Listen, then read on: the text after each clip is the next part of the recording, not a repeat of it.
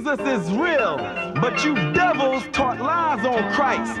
So many lies that when we come with the truth, people think that the lies is the truth and that the truth is the lie. Who changed the truth for God into a lie? In English, Jesus Christ, in Hebrew, is Yahweh Shai.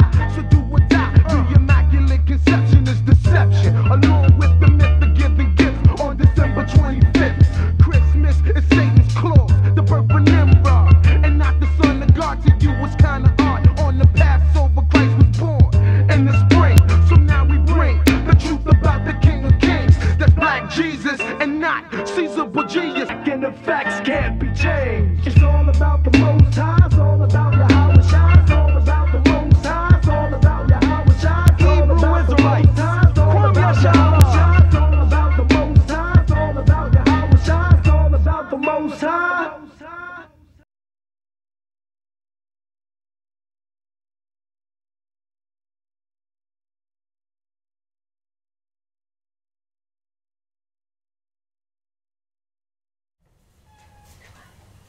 Shalom, Israel. Shalom. Shalom, everybody online. Welcome to another live class with the Israelite School of Biblical History and Practical Knowledge. I'm Priest Quatazat. We're located here at 8524 South Braeswood Boulevard, Houston, Texas, 77071. Our class times are Monday and Wednesday from 7 to 10 p.m., Friday 6 to 9 p.m., Saturday morning Sabbath class from 10 to 2, and we have our kids class on Sundays from 2 to 3. Okay? If you're in the Houston area, come out and join us. If you're in the San Antonio, Texas area, Albuquerque, New Mexico, or Austin, Texas, and you like class, hit us up and we'll get you the days and times. Okay?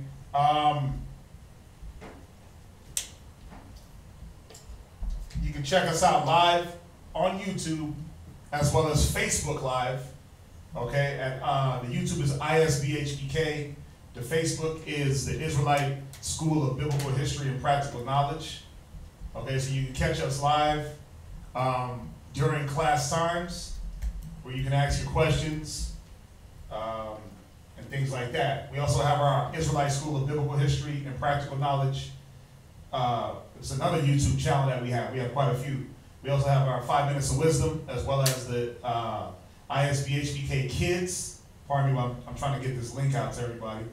ISBHBK Kids YouTube channel. So get on there, like, share, subscribe. Okay, a lot of knowledge on there, a lot of classes that we went over to answer a lot of different questions. So if you need a question answered, and or if you have a friend or a family member that needs a question answered, you can always go on to YouTube and send them over the link. Okay. So that's why we got those up there. We also got the Blog Talk Radio show brought to you by the brother Mashaba out there in Albuquerque, New Mexico. That's every Tuesday and Thursday and Saturday, starting at about 9:30 a.m. Okay, every Tuesday, Thursday, and Saturday at 9:30. So look out for that. A lot of meat, a lot of seasoned brothers that been in the truth 20 plus years going through those classes. Okay, so that's every Tuesday, Thursday, and Saturday, beginning at 9:30. It's blogtalkradio.com/Mashaba, MASHAHBA. Okay, go right on the blogtalkradio.com, or you can download it to your podcast player. That's another way to get that. Also look out for our Hidden Truth Cable show. We've done the first episode already, proving that the so-called Mexicans are the tribe of Issachar. The next class we have coming up is the birthday class. Again, we're just editing the class before we put it up, because it's a lot of info. We want to make sure it looks good. So we're just editing that right now. As soon as it's edited, it'll be uploaded to Facebook, and you guys will have it. Okay, so look out for that. Be patient with us, please. A lot of work goes into that editing. It's very, very, very, very time-consuming, but we're getting it done. Okay? If you need to reach a teacher, you can reach Priest Kazakia at 281-707-2737. Okay? You can reach me at 303-557-8979. Forgot my own phone number. Wow. 303-557-8979. Okay, you can please text only during class. You can call after class or, non-class days. You can call, text, whatever you want to do. You can also email us at isbhbk@isbhbk.org. Okay, for any other questions or concerns that you may have. That's isbhbk@isbhbk.org. Okay. The sisters are taking orders at Israel Wear on Facebook. So if you need any garments made, you can hit them up. All right, go to Facebook and search Israel Wear. And they can, you just put in what you want and they can get that made for you, okay? Sisters are very, very talented with that sewing machine and with the different ideas that they come up with. So a lot of quality work being done. So if you need anything garment-wise, hit them up. They'll get that finished for you. Any donations? We appreciate everybody that's been giving thus far. Again, those that vowed to the vow to help the school with the rent and the other bills, we appreciate it. It takes some of the burden off of the core brothers and sisters to help out. So we definitely appreciate that extra help. We definitely appreciate that extra help. Okay. And for anything that you want to give, any books, pens, papers, cars, clothes, you can send them over to the school. Computers, we're trying to get a hold of it'd be nice to have a school vehicle. We want to get another building, a bigger building. I mean, when everybody does show up for class, it gets kind of packed in here. It's almost like standing room only. So we're definitely looking for a bigger building to house more brothers and sisters comfortably. All right, so if you know any realtors or anybody that has a building for lease, rent, sale, anywhere in Houston, let us know. What else did I miss? Two more things. The sisters are doing a hot plate fundraiser to help raise money for the school. They'll be doing that after class tomorrow. Hi. What's on the menu? We're doing sandwiches. Okay, so they're doing sandwiches. Okay, so yeah, another way for us to just raise a little bit of money for the school. Okay, get things that we need in the school. So instead of trying to put everything on you brothers and sisters out there, we try to at least help ourselves. And with that, we also have our business where we sell our all natural body oils, aromatherapeutic oils, our natural soaps, body butters, bath bombs. So again, we have our business set up to try to be as self-sufficient as possible. The thing is, the business don't cover every single expense. Okay, that's why we ask for the help.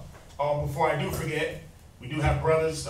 Priest Kazakia is out in Arizona. They're at the Arizona State Fair. They'll be there until the 3rd of November.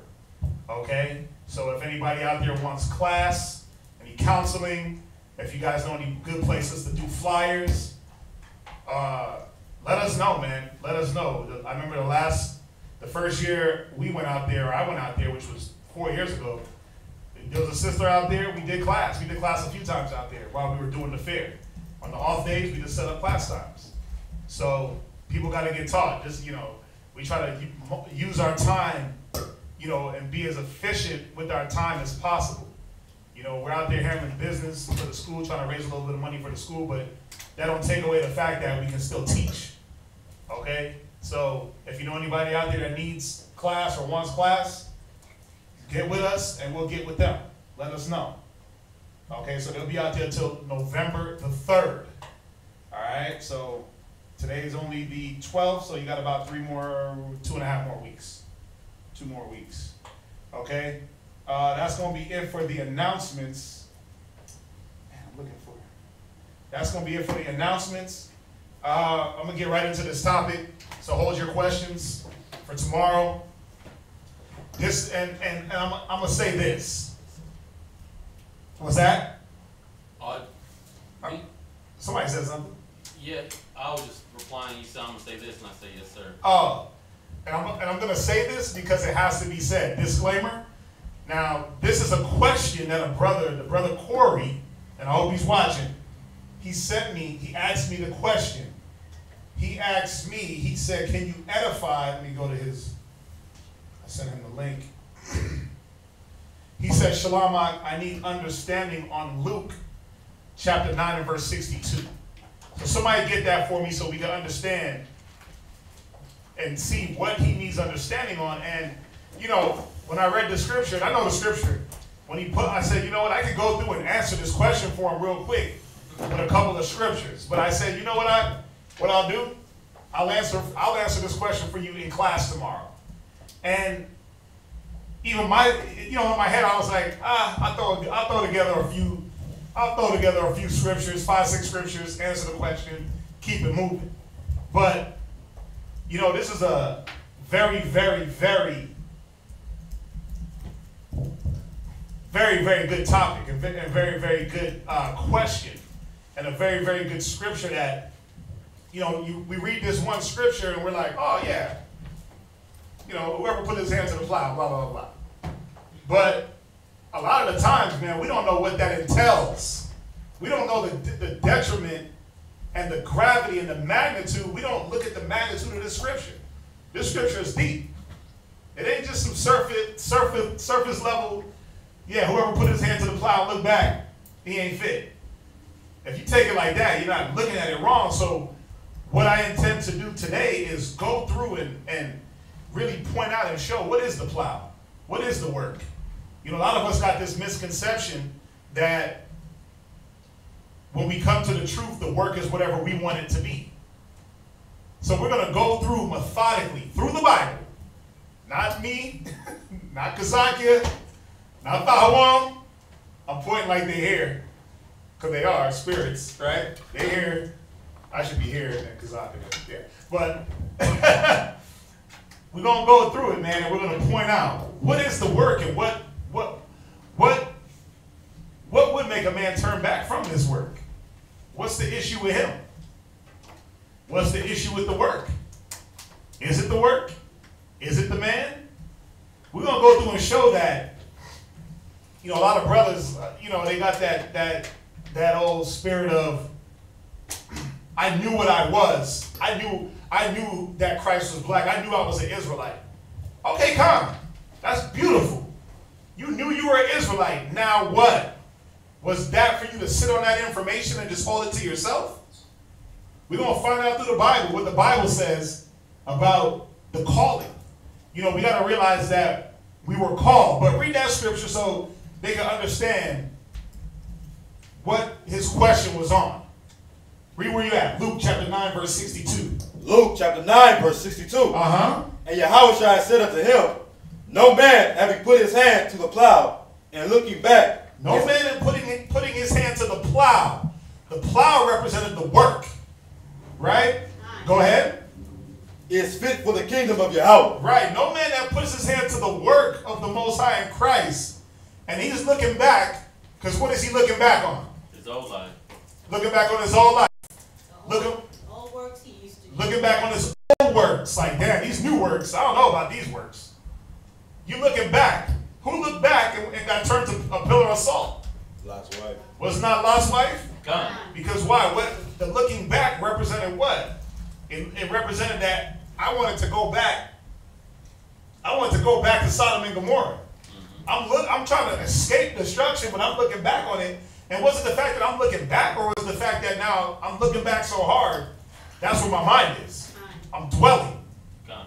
See, we don't want to get into this where we're putting in this work, and we're still looking back like, that ain't important. Why we got to do it like that? I don't have to do what y'all are doing. You're right, you don't. You don't have to do what we do. See, again, the misconception is that, you know, like the misconception is, I'm going to come, I'm going to learn, I'm going to change a little bit, but I'm not going to put in the same amount of work, dedication, sacrifice that everyone else is putting in, because I'm going to try to create my own program. It can't be like that. Read it again. Luke chapter 9, verse 62. Uh-huh. And Yahushua said unto him, Read. No man having put his hand to the plow and looking back is fit for the kingdom of Yahweh. Yeah, you're not going to get to the kingdom. Think about it. Part of the work is what? It's building yourself. You are the work. We are the work. The work is us building, right? Ourselves. Because the scriptures say we're building the kingdom, right? Done. But doesn't it say the kingdom of heaven is within you? Done. So obviously you wouldn't be fit for the kingdom if you haven't built yourself. You're a brick in the kingdom. But if you haven't formed yourself into that brick, then you're definitely not going to be fit. You're going to be a standout. So just a little insight on that, but we're going to go through. We're going to go through scriptures and really see what was Christ, what was Yahushua really talking about? What was he going to, and where was his mind state when he quoted this to the apostles? I got that. Hold on, let me just set this up real fast. So from there, go to, one sec. My phone won't shut off. From there, go to John. Go to John 15 and 16. Because the one thing we have to realize is that you were chosen for this, for the plow. You were chosen for the work. Again, the misconception is, oh, I'm just here to congregate. I'm here because I found y'all. I'm here because I was driving by and I seen a school. I'm not just talking about our school. I'm talking about any school that any brother is affiliated with. You were chosen for that. You didn't just stumble upon a school. A brother didn't just stumble upon you with a flyer. You were chosen. So we got to get the misconception out of our head that, you know, I knew the Spirit showed me, and the Spirit showed you, but why? Because you were already chosen. Right, watch, read it. St. John 15, verse 16. St. John chapter 15 and verse 16. Read. Ye have not chosen me. Now this is, if you got a red letter Bible, this is Christ speaking. He said what? Ye have not chosen me. Go ahead. But I have chosen you. So what does that mean? If you were chosen, what does that mean? If I choose you, if I say, you know what, I choose you, Mark, or I choose you, Shathak, or Abadiah, if I choose you, what does that mean? I have something set up. I've chosen you for a certain program or purpose, right? So how does a man say, well, I'm going to come into your establishment, or I'm going to come into your program and change it, or I'm going to come into your program and do it halfway? How does a man tell himself, I'm going to be a part of Christ and a part of Christ's program, but not do the program the right way? Does that make sense? Wow. But see, a lot of brothers do that. They come to serve the Lord because you were chosen, because he called you. But then you say, you know what? I'm not going to serve you or do the program the way you want me to do it, Yahushua. I'm going to do things the way I want. I'm going to find shortcuts. I'm going to add ways to do it. I'm going to get a little slothful here. I ain't going to show up here because I'm too busy to do the program the right way. You get that? Read that one more time. Ye have not chosen me. Go ahead. But I have chosen you. And this is what we got to understand, man. We didn't choose Yahushua. He chose us. What was it that he chose us for?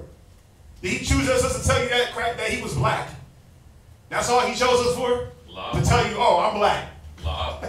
And so, and oh, you're an Israelite. Hell no, who does that? He chose us for a lot greater purpose, as we're going to go through and read. Think about the Apostle Paul. Listen, didn't Paul know the damn Bible? Didn't Paul have a purpose? But how come he had to get chosen and rechosen? For what? A different purpose, but to do his purpose the right way. See, Paul had a purpose. He was persecuting Jews, right? He was destroying the church. Yahushua had to come back and show Paul, like, wait a minute, hold on. You're in there, but you're doing your purpose the wrong way. Let's rededicate that mind and do things the right way. It's no different than any one of us coming in. We all went to church, right? You sat there every Sunday. You showed up. You paid your tithes. You gave your alms. You gave your priest fund, building fund. You did that, right? Was that your purpose? Lord. So what had to happen? A flyer had to get dropped on you, or you had to slip through YouTube and Israelite this, whatever camp, I don't care. When you seen it and you said, damn, I need to be doing that. I need to be doing this. It hit your spirit. And you were like, yeah, that's what I should be doing. The church, that ain't teaching me nothing. I feel empty inside. I go to Bible meeting on Monday. I go to choir meeting on Tuesday. On Wednesday, I go to Bible study. Right? You in that damn church building 4 days out the week, but you still feel empty. And as soon as you hear 5 minutes of street speaking, you're like, oh my God, this is it. This is it. I found it. Hell no, you didn't find it. Yahushua chose you to hear that. He chose for you to get that flyer. Or for a brother to run up on you and just have some random Bible conversation that flipped your whole mind. You were chosen for that. Go ahead, read. And ordained you. And he did what? Ordained you. So now that we're chosen, now we're ordained. Somebody give me a definition of ordained. You're chosen and then you were ordained. Give me that definition. Read on. That ye should go and bring forth fruit. Wait. You were chosen to just hear the word and sit on it? Go and bring forth fruit. Wait, we were just chosen to just build up ourselves in knowledge? Bring forth fruit. Yeah, you were chosen to bring forth fruit.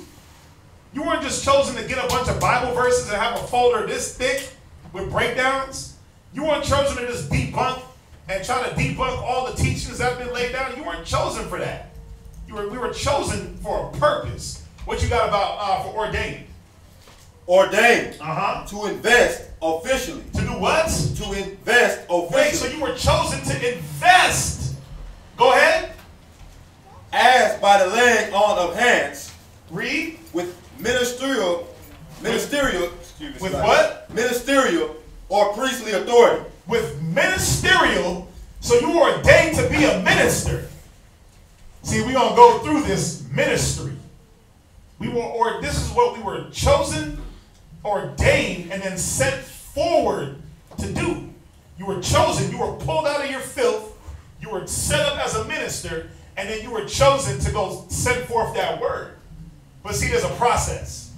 And we're going to go through that process and show how does one become this minister? What is the ministry? Read on. And that your fruit shall remain. Go ahead. That whatsoever ye shall ask of the Father in my name. Go ahead. He may give it you. Go to Matthew 22 and 14.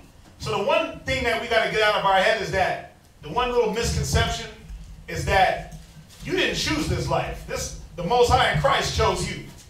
So for you to sit back and, man, I hate this, I don't like this, or I'm depressed in this, that's your fault. You didn't choose it. Yahushua chose it for you. Why? Because you were made for a purpose. Read Matthew 22 and verse 14. Matthew chapter 22 and verse 14. For many are called. And this is the thing, and it's not a problem. But this is what we got to understand, that many are called. Go ahead. But few are chosen. But few are chosen. Because we out there preaching in the highways, the byways. We're going to the idol. We're going. The word is being broadcast around the world, the globe.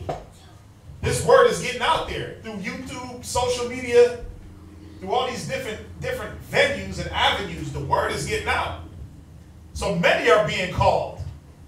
But there's only a very few elect that are being chosen. To do what? To bring forth the word, to bring forth fruit, to build themselves, to build the kingdom, to put in the labor. Go to Matthew's 4 and verse 18. So let's see what it's talking about. Many are called, but few are chosen. Many are called, because did Yahushua have 30 apostles? He had the 12 that we know about, right? Yes. But he had many disciples. He had many disciples. He had multitudes of disciples. Disciple is just a follower. Right? He had many people following him. He had multitudes of 5,000 following him. But many are called, but few are chosen. Matthew 4 and verse 18. Matthew chapter 4 and verse 18. And Yahushua, walking by the Sea of Galilee, read, saw two brethren Go ahead. Simon called Peter, and Andrew his brother, casting a net into the sea. Right, so Yahushua was walking and seeing these two men, these two brothers, they were fishing. They were doing, what were they doing? They were doing what? Working. They were working, right? What is a fisherman? He was fishing. More than likely they were fishing to provide food for the house and provide resources for the family. Done. Right? So they had jobs, right? Done. Ain't that what it's saying? Yes, sir. They had jobs. They had their jobs that they had. They weren't thinking nothing about anything else but I'm doing my job. Read on. Check this out. For they were fishers. Go ahead. Verse 19. And he said unto them, follow me. He said what? Follow me. And I will make you fishers of men. Wait. So we are ordained to do what? Fishers of men. We were ordained to be fishers of men. You weren't ordained to do all the other jobs that Esau got you set up doing. You weren't ordained to do your own thing. We were ordained to bring forth fruit. We were chosen to learn the word, learn the right way, and then bring it forth to the next man. That's what you were called for. You weren't called to get knowledge and then just sit on it, like some brothers and sisters do. We weren't called to just get a bunch of breakdowns.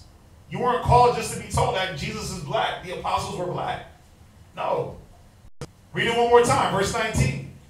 And he said unto them, follow me, and I will make you fishers of men. Read verse 20. Verse 20. And they straightway left their nets. Wait, they argued and was like, nah, we busy? And they straightway left their nets. Wait, they was like, nah, we can't come with you now, but give us like 4 or 5 days, Yahushua, and we going to catch up. And they straightway left their nets. Yeah, they right away. Because you know what? They saw the value. They saw the value in what was to come. They knew what manner of man they was rolling with. Am I saying that I'm Christ or that we're Christ? I'm not saying that. But they saw the value in the word. These two men, Yahushua rose up on them. Drop your nets, follow me. Come. It wasn't no debate, no thinking, no what about my family, what about this, what about that. Well, I'm out here fishing. What about my money? They didn't think about that. It said they straightway dropped their nets and followed him. Because what was more important? Catching 2 little measly fish or catching men and building the kingdom? Read on. Verse 21. And going on from thence, he saw other 2 brethren. Go ahead. James, the son of Zebedee, and John, his brother, in a ship with Zebedee, their father, mending the nets. And so here goes 2 other brothers. And they're in the ship with their father, mending nets. So what were they? Fishers. Fishers on the job, right? Go ahead. And he called them. And he did what? He called them. Go ahead. Verse 22. And they immediately. Wait. It took them like 3-4 months to get locked in. And they immediately. Well, they had to sit there and ask them a bunch of questions on why they were called. How come they're being called? Why them? Why me? They did what? And they immediately. Come on. Left the ship and their father. They left who? Their father. Yeah, they left. They immediately left the work, or their so-called work that they were doing, and they left family, man. These disciples immediately dropped what they were doing and followed Yahushua. Go ahead. And followed him. Jump from there, go to Mark 3 and verse 14. So y'all see that it's like the 12 apostles were called. But the apostles, as soon as they were called, they were like, God, I'm in there. They didn't argue. They didn't fuss. They didn't fight. They didn't look back and do the what if. You know, what if I didn't find the truth? My life would be so much better. Or man, you know, they sitting back there reminiscing. I remember that one day I caught 50 fish. Man, you got us out here chasing men. Nobody trying to follow us. They wasn't sitting there reminiscing on how many fish they was catching. Catching a day, man, I remember I caught that 100-pounder.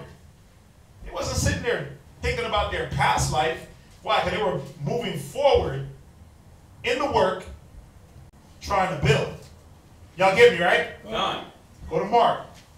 Go to Mark 3 and verse 14. Mark chapter 3 and verse 14. And he ordained 12. Wait, he did what? And he ordained 12. Wait, but many are called.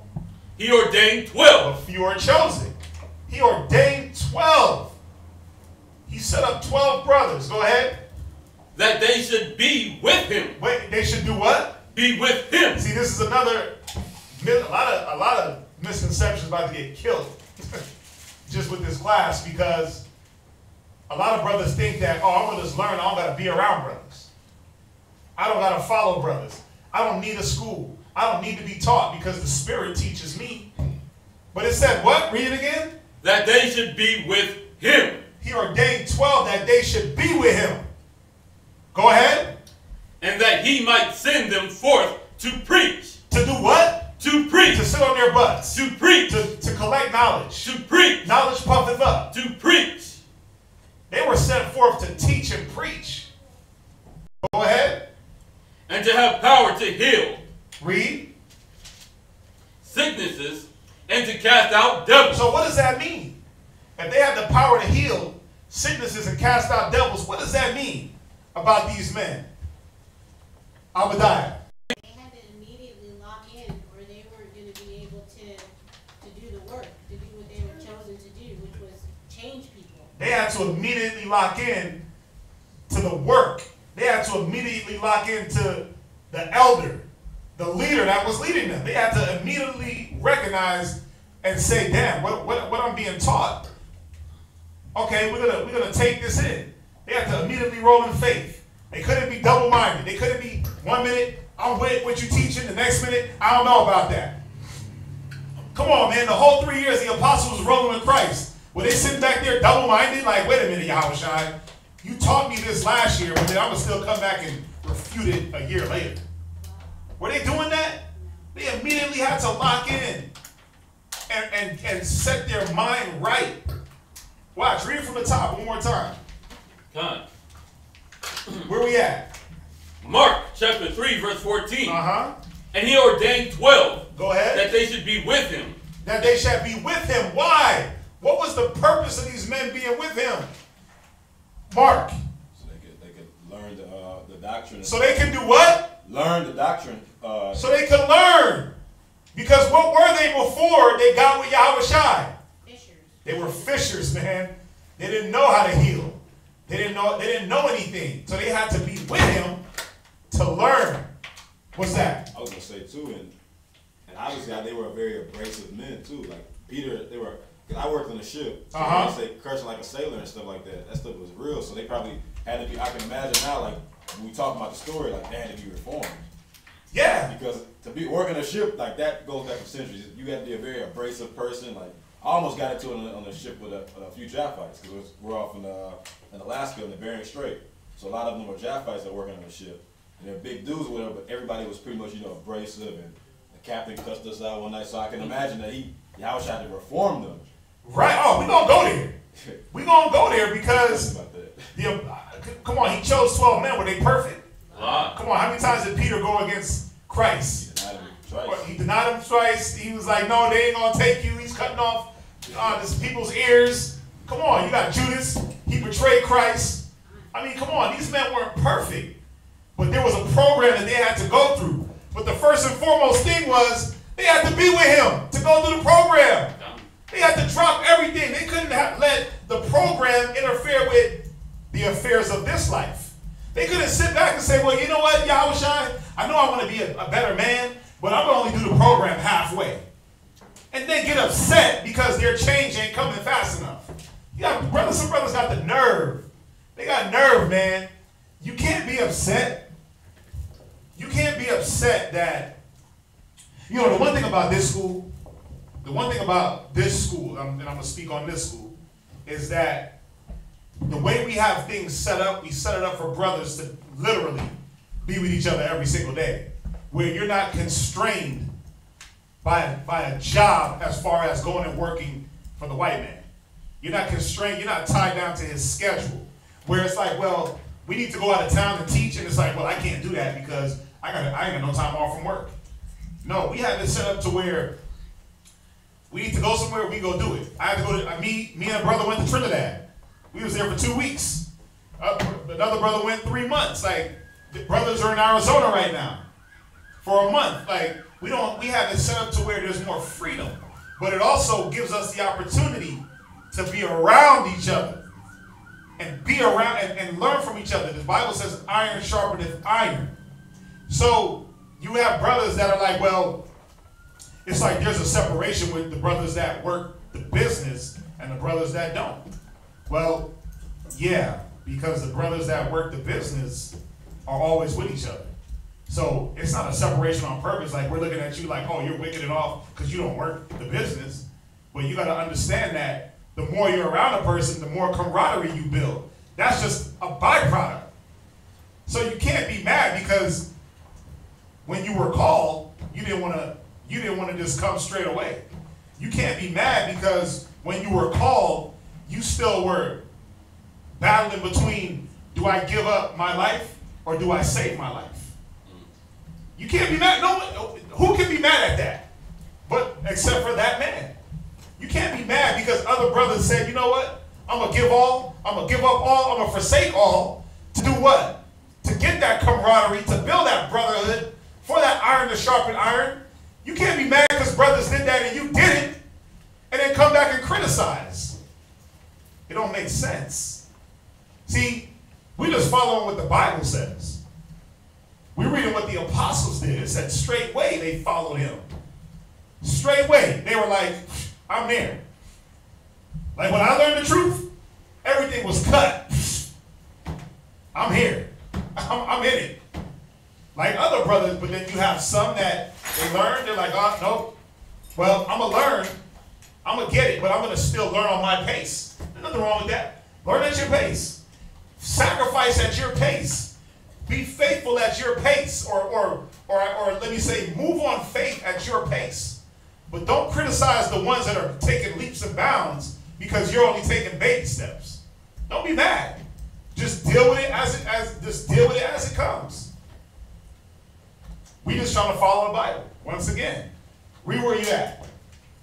Mark chapter 3, verse 14. And he ordained 12. Read. That they should be with him. That they should be with him. So part of being chosen was that you had to be around your teachers. Go ahead. And that he might send them forth to preach. To do what? To preach. Go ahead. And to have power to heal sicknesses. Right, which is, ain't that what we do? Don't we heal brothers and sisters with the word? Right. Go ahead. And to cast out devils. But how can you do that if you haven't been healed? How can you cast out any devil or heal any sickness of anybody else when you haven't stepped into the arena to be healed? You can't. How can you avenge any disobedience when your obedience hasn't been fulfilled? You can't. You can't. There's a specific regimen that has to take place. You got to cut off. You literally have to cut the world off. Because why? As soon as you make 2 steps forward, the world is pulling you 2 steps back. If you're still entangled with that, it's always going to pull at you if you let it. The best way to do it is to sever ties. At least for a moment, get yourself strong. But brothers don't even realize that. They don't even look at it like that. They're like, no, I got to do what I got to do because this and that. And you let yourself come up with all these excuses not to build faster and stronger. You come up with a lot of excuses not to just give yourself. Where are you at? Read on. Mark chapter 3, verse 16.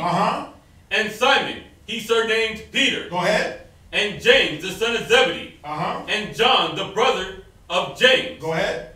And he surnamed them, Boran. Where you at? Verse 17. Boanerges. Which is the sons of thunder. Go ahead. And Andrew, and Philip, and Bartholomew, and Matthew, and Thomas, and James, the son of Alphaeus, and Thaddeus, the son of and Simon, the Canaanite. Go ahead. And Judas Iscariot, which also betrayed him. Right, so he set up these 12 men to preach and heal and heal people and cast out spirits. But the only way they were able to do that, they had to be with Yahweh Shai to be taught and learn how to do it. They have to get the demons demons cast out of them. Right? From there, go to 6 and 12. So going back to the topic and the title, you know, we haven't left the topic, obviously. But we're going through and we're seeing what is the understanding on Luke 9 and 62 where it says, no man that putteth his hand to the plow and looking back is fit for the kingdom. Well, first we're going through to show that you were chosen for the plow. And in being chosen for the plow, what does that entail? What does that work? Read where you at. Luke 6 and verse 12. Luke chapter 6 and verse 12. And it came to pass in those days that he went out into a mountain to pray. Read. And continued all night in prayer to Yahweh. And when it was day, he called unto him his disciples, and of them he chose 12. He chose how many? 12. And when it was day, he called unto him his disciples. So there was more than 12 disciples. He had a whole multitude of followers. Right? But it said he chose 12 out of his disciples. So he chose 12 men. You 12 I have chosen. Out of all these men, many are called, but few are chosen. Go ahead. Whom also he named apostles. He named them what? Apostles. Because they were all disciples, but he named them apostles. Go ahead. 14. Simon, whom he also named Peter. And Andrew, his brother. Right. So all this is going to do as we read down this list, the 12 apostles. But I pull those out to show you that the 12 apostles were chosen. And what did they do when they were chosen? Did they battle being chosen? Did they second guess, second question? Were they double-minded about it? Even Judas's old traitor ass still what? Locked into the spirit that he was in and went through with his mission.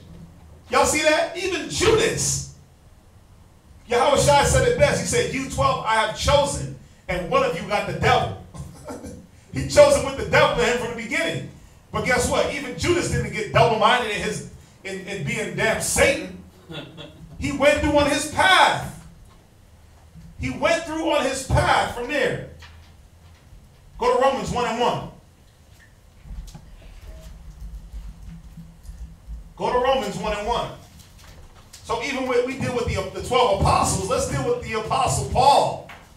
Let's deal with Paul because, again, wasn't Paul on the path? Didn't Paul have a job? He was a Pharisee, right? So, you know, he had money, he had stature, he had credentials, right? He was out there persecuting Jews, destroying the church, thinking that he was doing the right thing, right? But he had to be chosen. Go ahead, read that. Romans chapter 1, verse 1. Romans chapter 1 and verse 1. Go ahead. Paul, a servant of Yahushua HaMashiach. Paul, a what? Servant of Yahushua. Wait. But Paul was his own man. A servant of Yahushua. I set up 7 churches. A servant of Yahushua. Go ahead. Called to be an apostle. He was what? Called to be an apostle. Go ahead. Separated unto the gospel of the Most High. Even Paul was called to be an apostle. Paul wasn't called to be an individualite. Paul wasn't called to just go do your own thing and not follow rules and regulations. And what did Paul have to do to even bring forth the word the way Yahushua wanted it? He had to, what was that? Abadai? Go ahead. He had to leave his former life completely behind. He had to leave his life. He had to put off that old man and put on that new man. He was actually running for his life. You read the book of Acts, like the apostles, they were scared of him. They were scared of him, yes. But the whole side put in their heart to help him. I remember one story I read, they were letting him down the wall. Right, they were trying to stone him. He was on the run. Right, well, he was on the run because why? He was persecuting the church. You got to remember, before Yahushua called Paul, Paul was on a mission to go gather up Jews that were speaking in Christ's name. So the apostles, they were scared of Paul. They were like, oh, nah, we can't have this dude around. He has been ordained. At this time, he's been ordained to kill us. Right? Because he went to the king and was ordained to persecute the Jews and collect anybody that spoke the name of Christ. So now he has to be reordained, rededicated, rechosen. But even Paul himself said it. Read it one more time and then go to Acts 9 and verse 10. Paul, a servant of Yahushua HaMashiach. Called to be an apostle. Called to be an apostle. Go ahead. separated unto the gospel of the Most High. Wait, he was what? Separated. He was what? Separated. Yeah, Paul was separated from what? What was he separated from, man? He was separated from that old way of doing things. He was separated from the work that he once thought he was doing, or that he once was doing, and he had to be retaught. Paul was separated. Y'all see that, right? God. He couldn't, think about it. Could he be a servant of Yahushua and be a Pharisee? He had to put that down. He had to be separated from that job. Just like the apostles. Could they be fishermen and do the work of Yahushua? Could they do their own work and then his work? They had to be separated. To what? They had to be separated to the right way of doing things. They had to be separated away from what they were doing and then show this is more important. But see, brothers don't give them that, they don't give themselves that chance, man. Sisters too. They don't give themselves that chance when that separation process is happening. They fight it. They're like, no, I don't want to be separate. I'm going to still go take the advice of my mama. I'm going to still let my grandma influence me on how to be with my man. I'm going to still have the world interjecting that, yeah, that's my man and no one else can have him. That's my man and he's my property. You got to be separated and shown the right way. Go to Acts. Y'all with me? Acts chapter 9, verse 10. Go to Acts 9 and verse 10. And there was a captain disciple at Damascus. There was a certain disciple at Damascus. Go ahead. Named Ananias. Named what? Ananias. Right, so you see, Ananias was a disciple. He wasn't named an apostle. Yahushua had many disciples. He had many followers. His name was what? Ananias. Come on. And to him said the Lord in a vision, Ananias. And he said, behold, I am here, Lord. Read. And the Lord said unto him, arise, and go into the street, which is called Straight, and inquire in the house of Judas for one called Saul of Tarsus, for behold, he prayed. Right, so he said, Ananias, go look for Paul, or we know him as Paul, or Saul, right? At this time he was Saul. They knew him as Saul.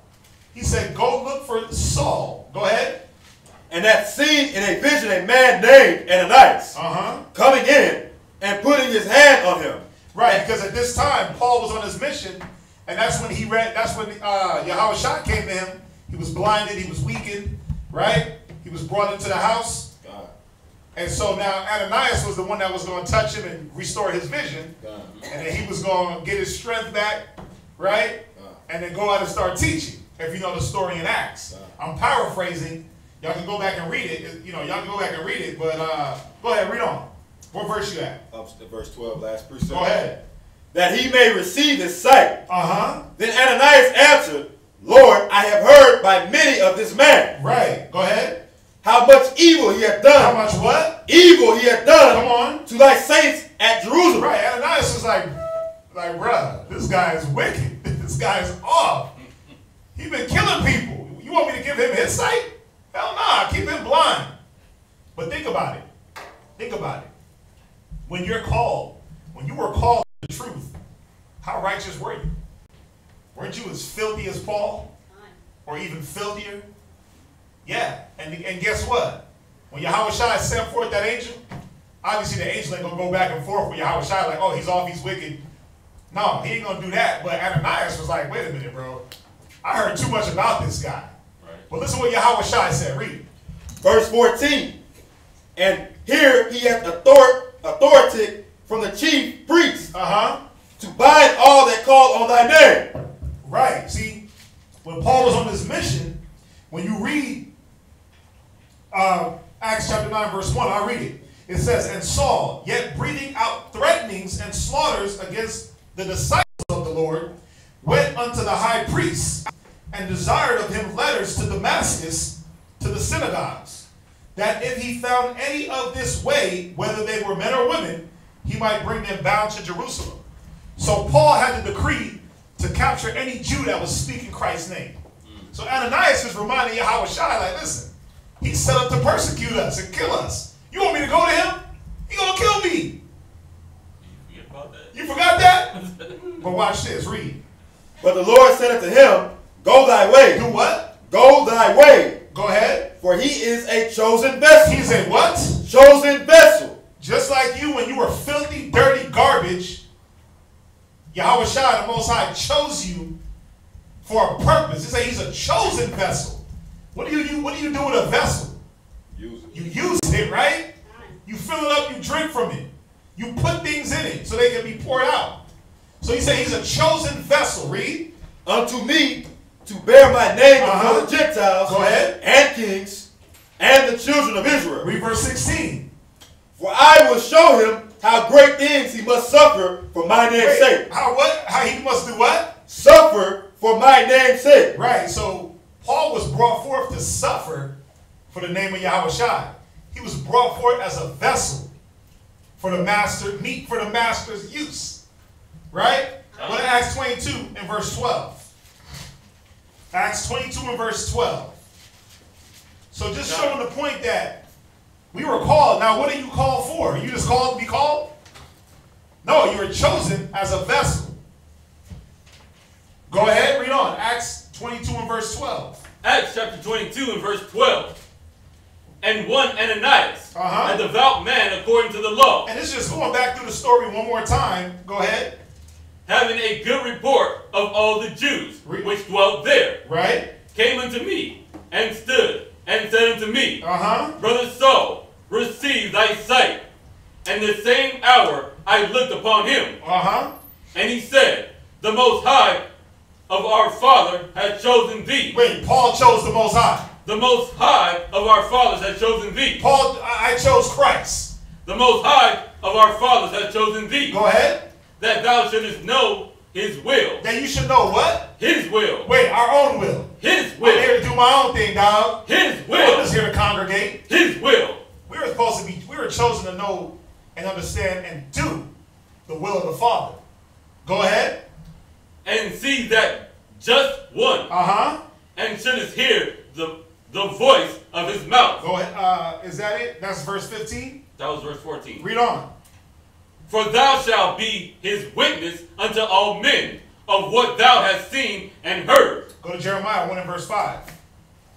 So we got to understand, man, that we were chosen, but what were we chosen for? You weren't just chosen to hear some good words. You weren't just chosen to just sit inside of a building and just gather up wisdom and knowledge. You were chosen to be a vessel. You were chosen for a purpose. Jeremiah 1 verse 5. Jeremiah chapter 1 and verse 5. Go ahead. Before I formed thee in the belly, I knew thee. When were we chosen? Before I formed thee in the belly, I knew thee. Yeah, before you were even formed in the belly, you were chosen. So you can't fight being chosen like some brothers and sisters do. You ribs, you sisters, you were chosen for your husband. You were chosen to be the helpmeet to him. What the hell are you fighting for? Why are you fighting that? Why do you fight the fact that you were chosen for your husband? That you were chosen, whatever camp you're in. See, whatever camp you were in, you were chosen to do the work of that camp. Y'all get that, right? Every camp, every school functions differently. Every school has a different way of how they bring forth the word as far as what they have set up. Different methods. This school has what? We got Eastern Oils.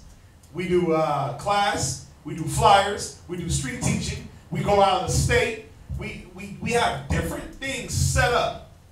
We have the cable show, the news show. We have different things set up for the word to be brought forth. Now, somebody say, well, what, the plow, the work, what is the work? The work is whatever that school has set up. If it's for you to be at flyers or street teaching every weekend, make sure you're there. If it's flyers every other day, Monday, Wednesday, Thursday, make sure you're there. That's the work. Whatever your school congregation has set up to bring forth the word, that's what you got to be. That's the work. That's the work. Listen, make sure you study so you can counsel. Brothers and sisters, make sure you're studying so you can teach. That's the work. It said that he ordained 12 to be preachers, not to just sit on their ass. Not to preach when they want. Not to do when they want to do it. Oh, I'm over here teaching, man, right now because, I got time. No, it wasn't about doing it on your time. Paul was on a mission to Damascus and was stopped in the middle of his mission. That wasn't his time. He was on Yahweh's time. The 12 apostles was out fishing on their time. Yahweh said, listen, drop that. You on my time now. You're going to do my will. Or excuse me, you're going to do the will of the one that sent me. This is what we got to understand, man, that the programs that are set up, it ain't my will. I didn't set it up. But it's set up according to that school. That's the work. Read on where you at. Jeremiah 1 and verse 5 from the top. So when were we chosen? Go ahead, read. Before I formed thee in the belly, I knew thee. Go ahead. And before thou camest forth out of the womb, I sanctified thee. And what were we ordained for? Read. And I ordained thee a prophet. A what? A prophet. A what? A prophet. Go ahead. Unto the nations. Right, because that's what we need. We need prophets. We need teachers. We need apostles. We need brothers that are going to be equipped to send forth the word. The world has 1,000 other professions. The world has all that. What about teachers and prophets and leaders and spiritual builders? What about that? That's what we're ordained to do. Romans 8:28. So, I hope I'm making it clear that the work, and we haven't really gotten to that part yet, but there is a choosing. You were chosen for something. Because what's the point if you were chosen to do something, or if you could just come as you are? What would be the point of being chosen? What would be the point? What would be the point of you being separated to do a job if you could just do it out in the world? There would be no point, right? If you could just do your job, your 9 to 5 or whatever it is, and then get the Bible sometimes, what would be the point of what we do? There is no point, right? We just go to church. Because think about it. That's what we did in the world. We did our 9 to 5, we did our filth, and then we went to church. Did church help? It didn't help. So what would be the point of doing the same thing here in the truth? Think about it. What would be the point? There wouldn't be one. You're just repeating madness. You're trying to repeat the same cycle and get a different result. That's insanity. But now we understand why some brothers and some sisters, their growth, the pace of their growth is like molasses. Why? Because you're still trying to do what you did in the world and graft that and bring it into the truth. It can't work like that, and it won't work like that. Read where you at. Romans chapter 8 and verse 28. Romans chapter 8 verse 28. And we know that all things work together for the good. Go ahead. To them that love Yahweh. Go ahead. To them who are called according to his purpose. Them that are what? Are called. You got to emphasize that word called. When you're reading these scriptures out, you got to emphasize. To them that are what? Called. Go ahead. According to his purpose. According to whose purpose? His purpose. To my purpose? His purpose. To each other's purpose. His purpose. To my own purpose. His purpose. We were called according to the purpose of the Most High. You weren't called to, if you were called to do your purpose, there's no point in being called. Don't y'all get that? You can just do your purpose in the world. But we were called to his purpose. Go ahead. 29. For whom he did foreknow. Right, because he chose you from the foundation of the earth. Read. He also did predestinate. He did what? He also did predestinate. Yeah, you were predestinated for this, man. Read. To be conformed to the image of his son. Whoa. Stop right there. Stop it right there. I want you to read that again from the top and read it slow. Romans chapter 8 and verse 29. Read. For whom he did foreknow. Read. He also did predestinate. Come on. To be conformed. To be what? Conformed. Why does one have to be conformed? What does conform mean? To shape, to mold. To shape, to mold. You're changing. Right? You had to conform to what? Read on. To the image of his son. Right. Why? Because you're, right now, before you were called, you're in the image of the world. You're living in the image of the beast. So now you're called to do what? Be conformed to the image of his son. That was the Most High's purpose. But how can you be conformed to the image of Yahweh Shai if you're not willing to even follow the same path? How? We're not the apostles conformed. What did they have to do? They had to walk next to Yahweh Shai. They had to walk with him. They couldn't say like, oh yeah, we're going to show up when you're teaching the multitude every other week. And we'll learn that way, Christ. And then we'll cast out devils. And we'll heal people. Hell no. They had to be there with him. They had to catch those dark, deep parables. Right? They had to get all them deep sayings broken down. Because wasn't there thousands when Yahweh Shai was speaking? But who were the ones that got it? And every time that you read the Gospels, they would like pull him to the side afterwards, like, what did that mean? He'd have to explain it and break it down to him, and he would be like, for you, he would say, like, it was for you to know, basically, the mysteries of the kingdom of heaven. So I'm just paraphrasing one of the scriptures. Right, but it's for who to know. It's for who to know. Guess what? It was for all to know. But who got it? The ones he chose. Not the fact that he chose them, but the fact that they said, you know what? We know that we're chosen. Let me figure this out. Let's go to you. Let me go to you, Christ. Because that was real deep and in parable form. Let me understand what you're saying. The apostles understood that they were chosen for a purpose. That's why when it was being dropped, they're like, okay, we don't get that, but we have to get that. So let's go find out. The other people were like, that was a deep saying. Teach on, brother. Right? They didn't get the deep, dark sayings. They didn't get the parables. Y'all get this, right? Read it one more time, verse 28. Because that, read. Romans chapter 8 and verse 28. Go ahead. And we know that all things work together for good. Read. To them that love Yahweh, to them who are the called according to his purpose. Are called according to the purpose. What was the purpose? Read on.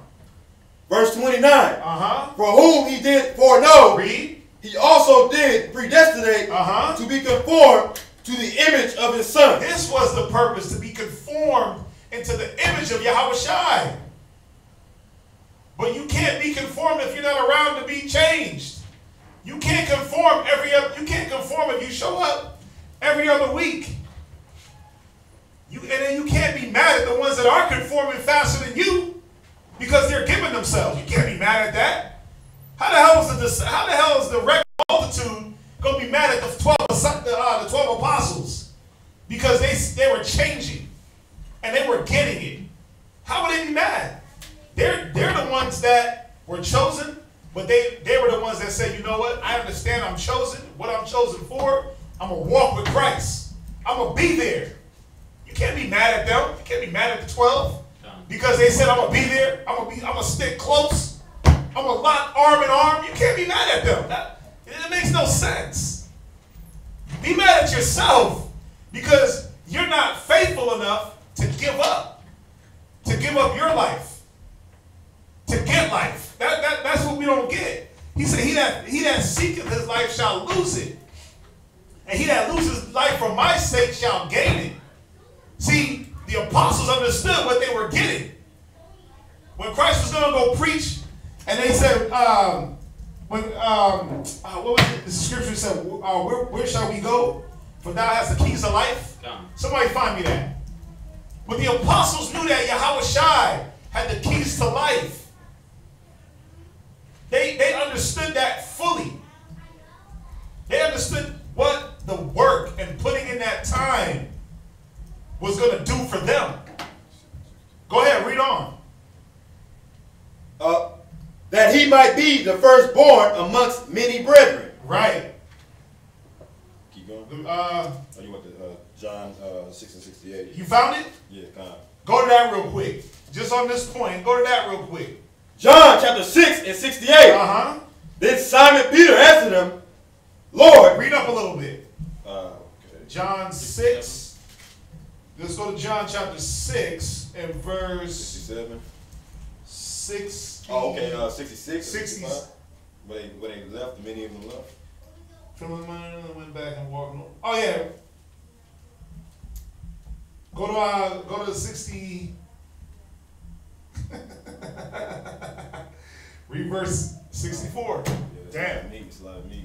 Go to 64. E. John chapter 6 and verse 64. But there are some of you that believe not. There are some of you that what? Believe not. This is the problem. You were chosen, but you believe not. Some of y'all were chosen and don't believe you were chosen.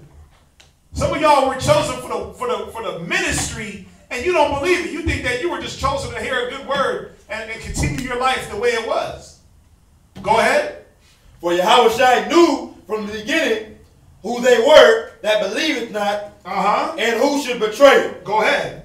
And he said, Therefore said I unto you, that no man can come unto me, except it were given unto him of my Father. No man can come to Christ except he was chosen to. Read. From that time, many of his disciples went back. Right, because there were many followers of Christ, but a lot of them turned back. Read on. And walked no more with him. They did what? Walked no more with him. Go ahead. Then said Yahushua unto the 12, Will ye also go away? Yeah, he said to the 12, he said, you going to leave too?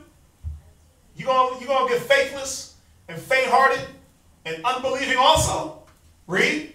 Then Simon Peter answered him, saying, Lord, to whom shall we go? Right, who we going to go to?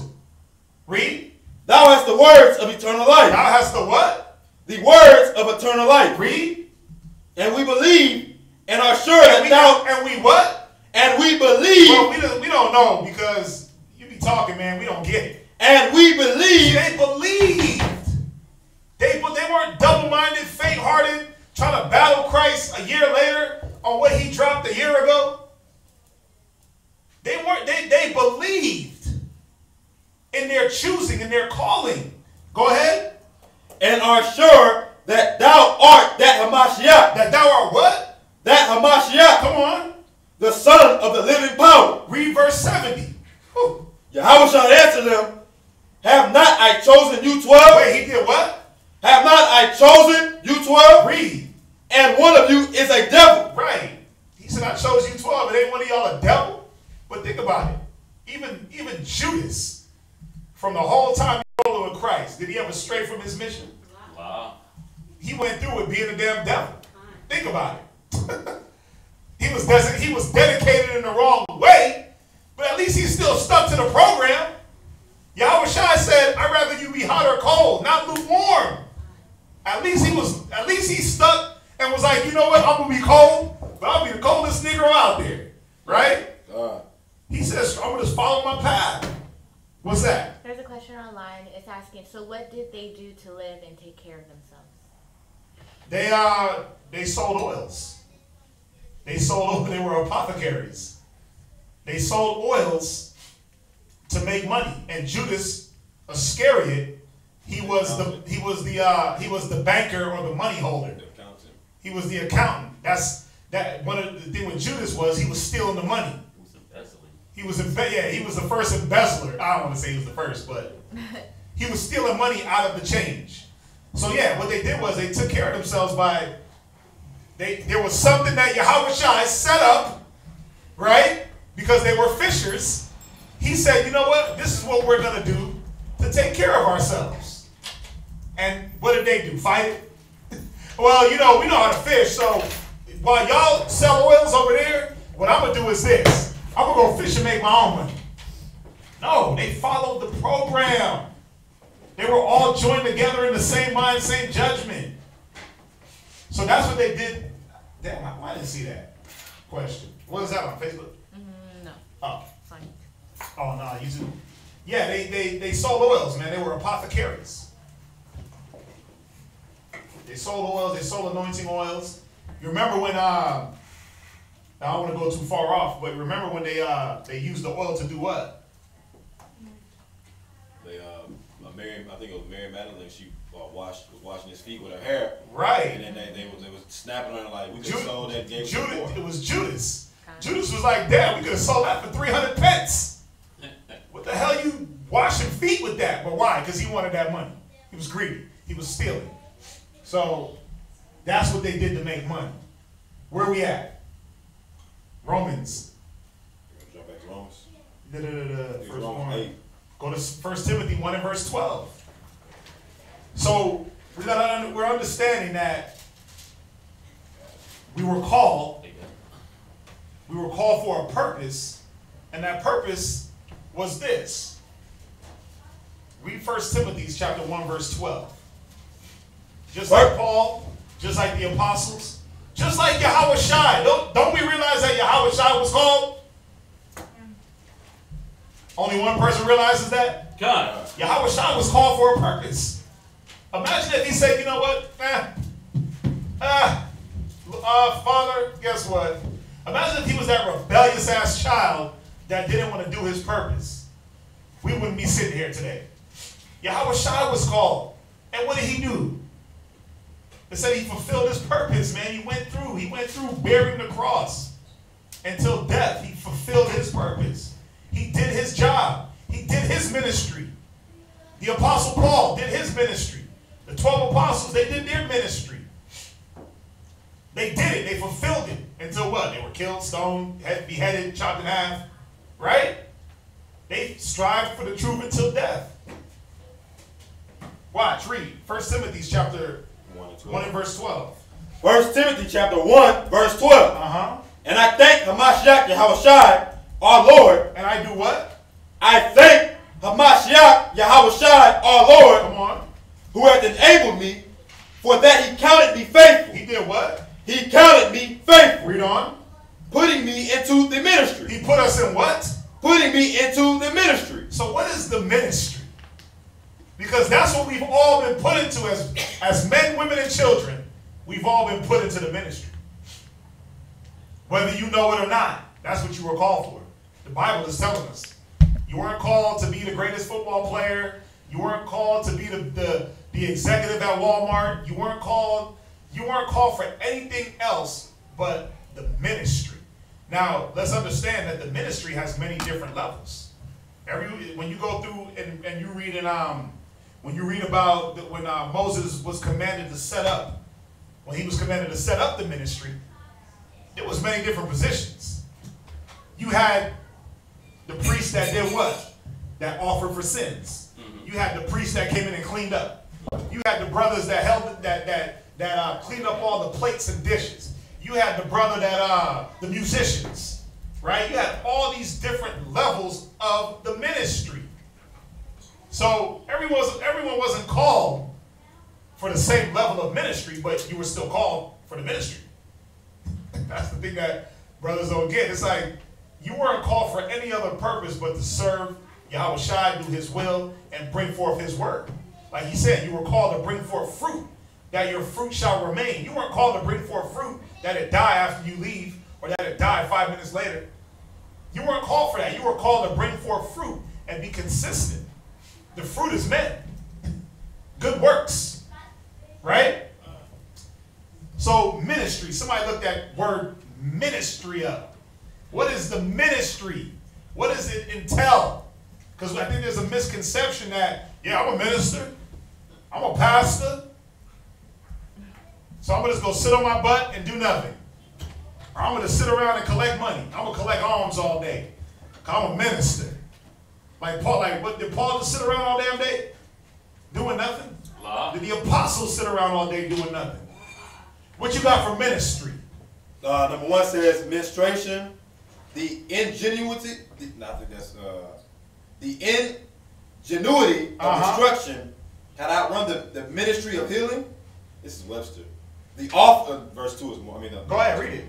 The office, duties, or functions of a minister was well prepared for the ministry. Definition 3. Get the Black Dictionary. Yeah, listen.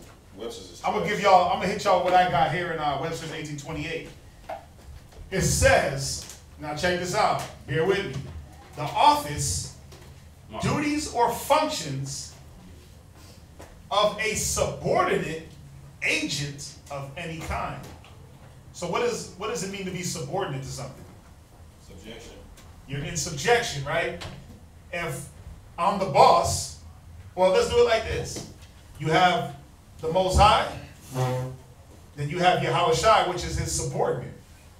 Then you have us, which is the subordinates of Yahushua. So we were called to be subordinate to an office or to a duty. That's what it means to be in the ministry. You were called to be a subordinate under an office or a duty. So we were called as subordinates to who? To Yahushua. We were called to be subordinates to the will of the Most High. You weren't called for any other purpose. You weren't called to do any other thing in life. It don't matter. I don't care how many skills you got, what trade you are into. It don't matter. That's not what you were called for. As a Hebrew Israelite man, woman, or child, that's not what you were called for. It's good that you have talents.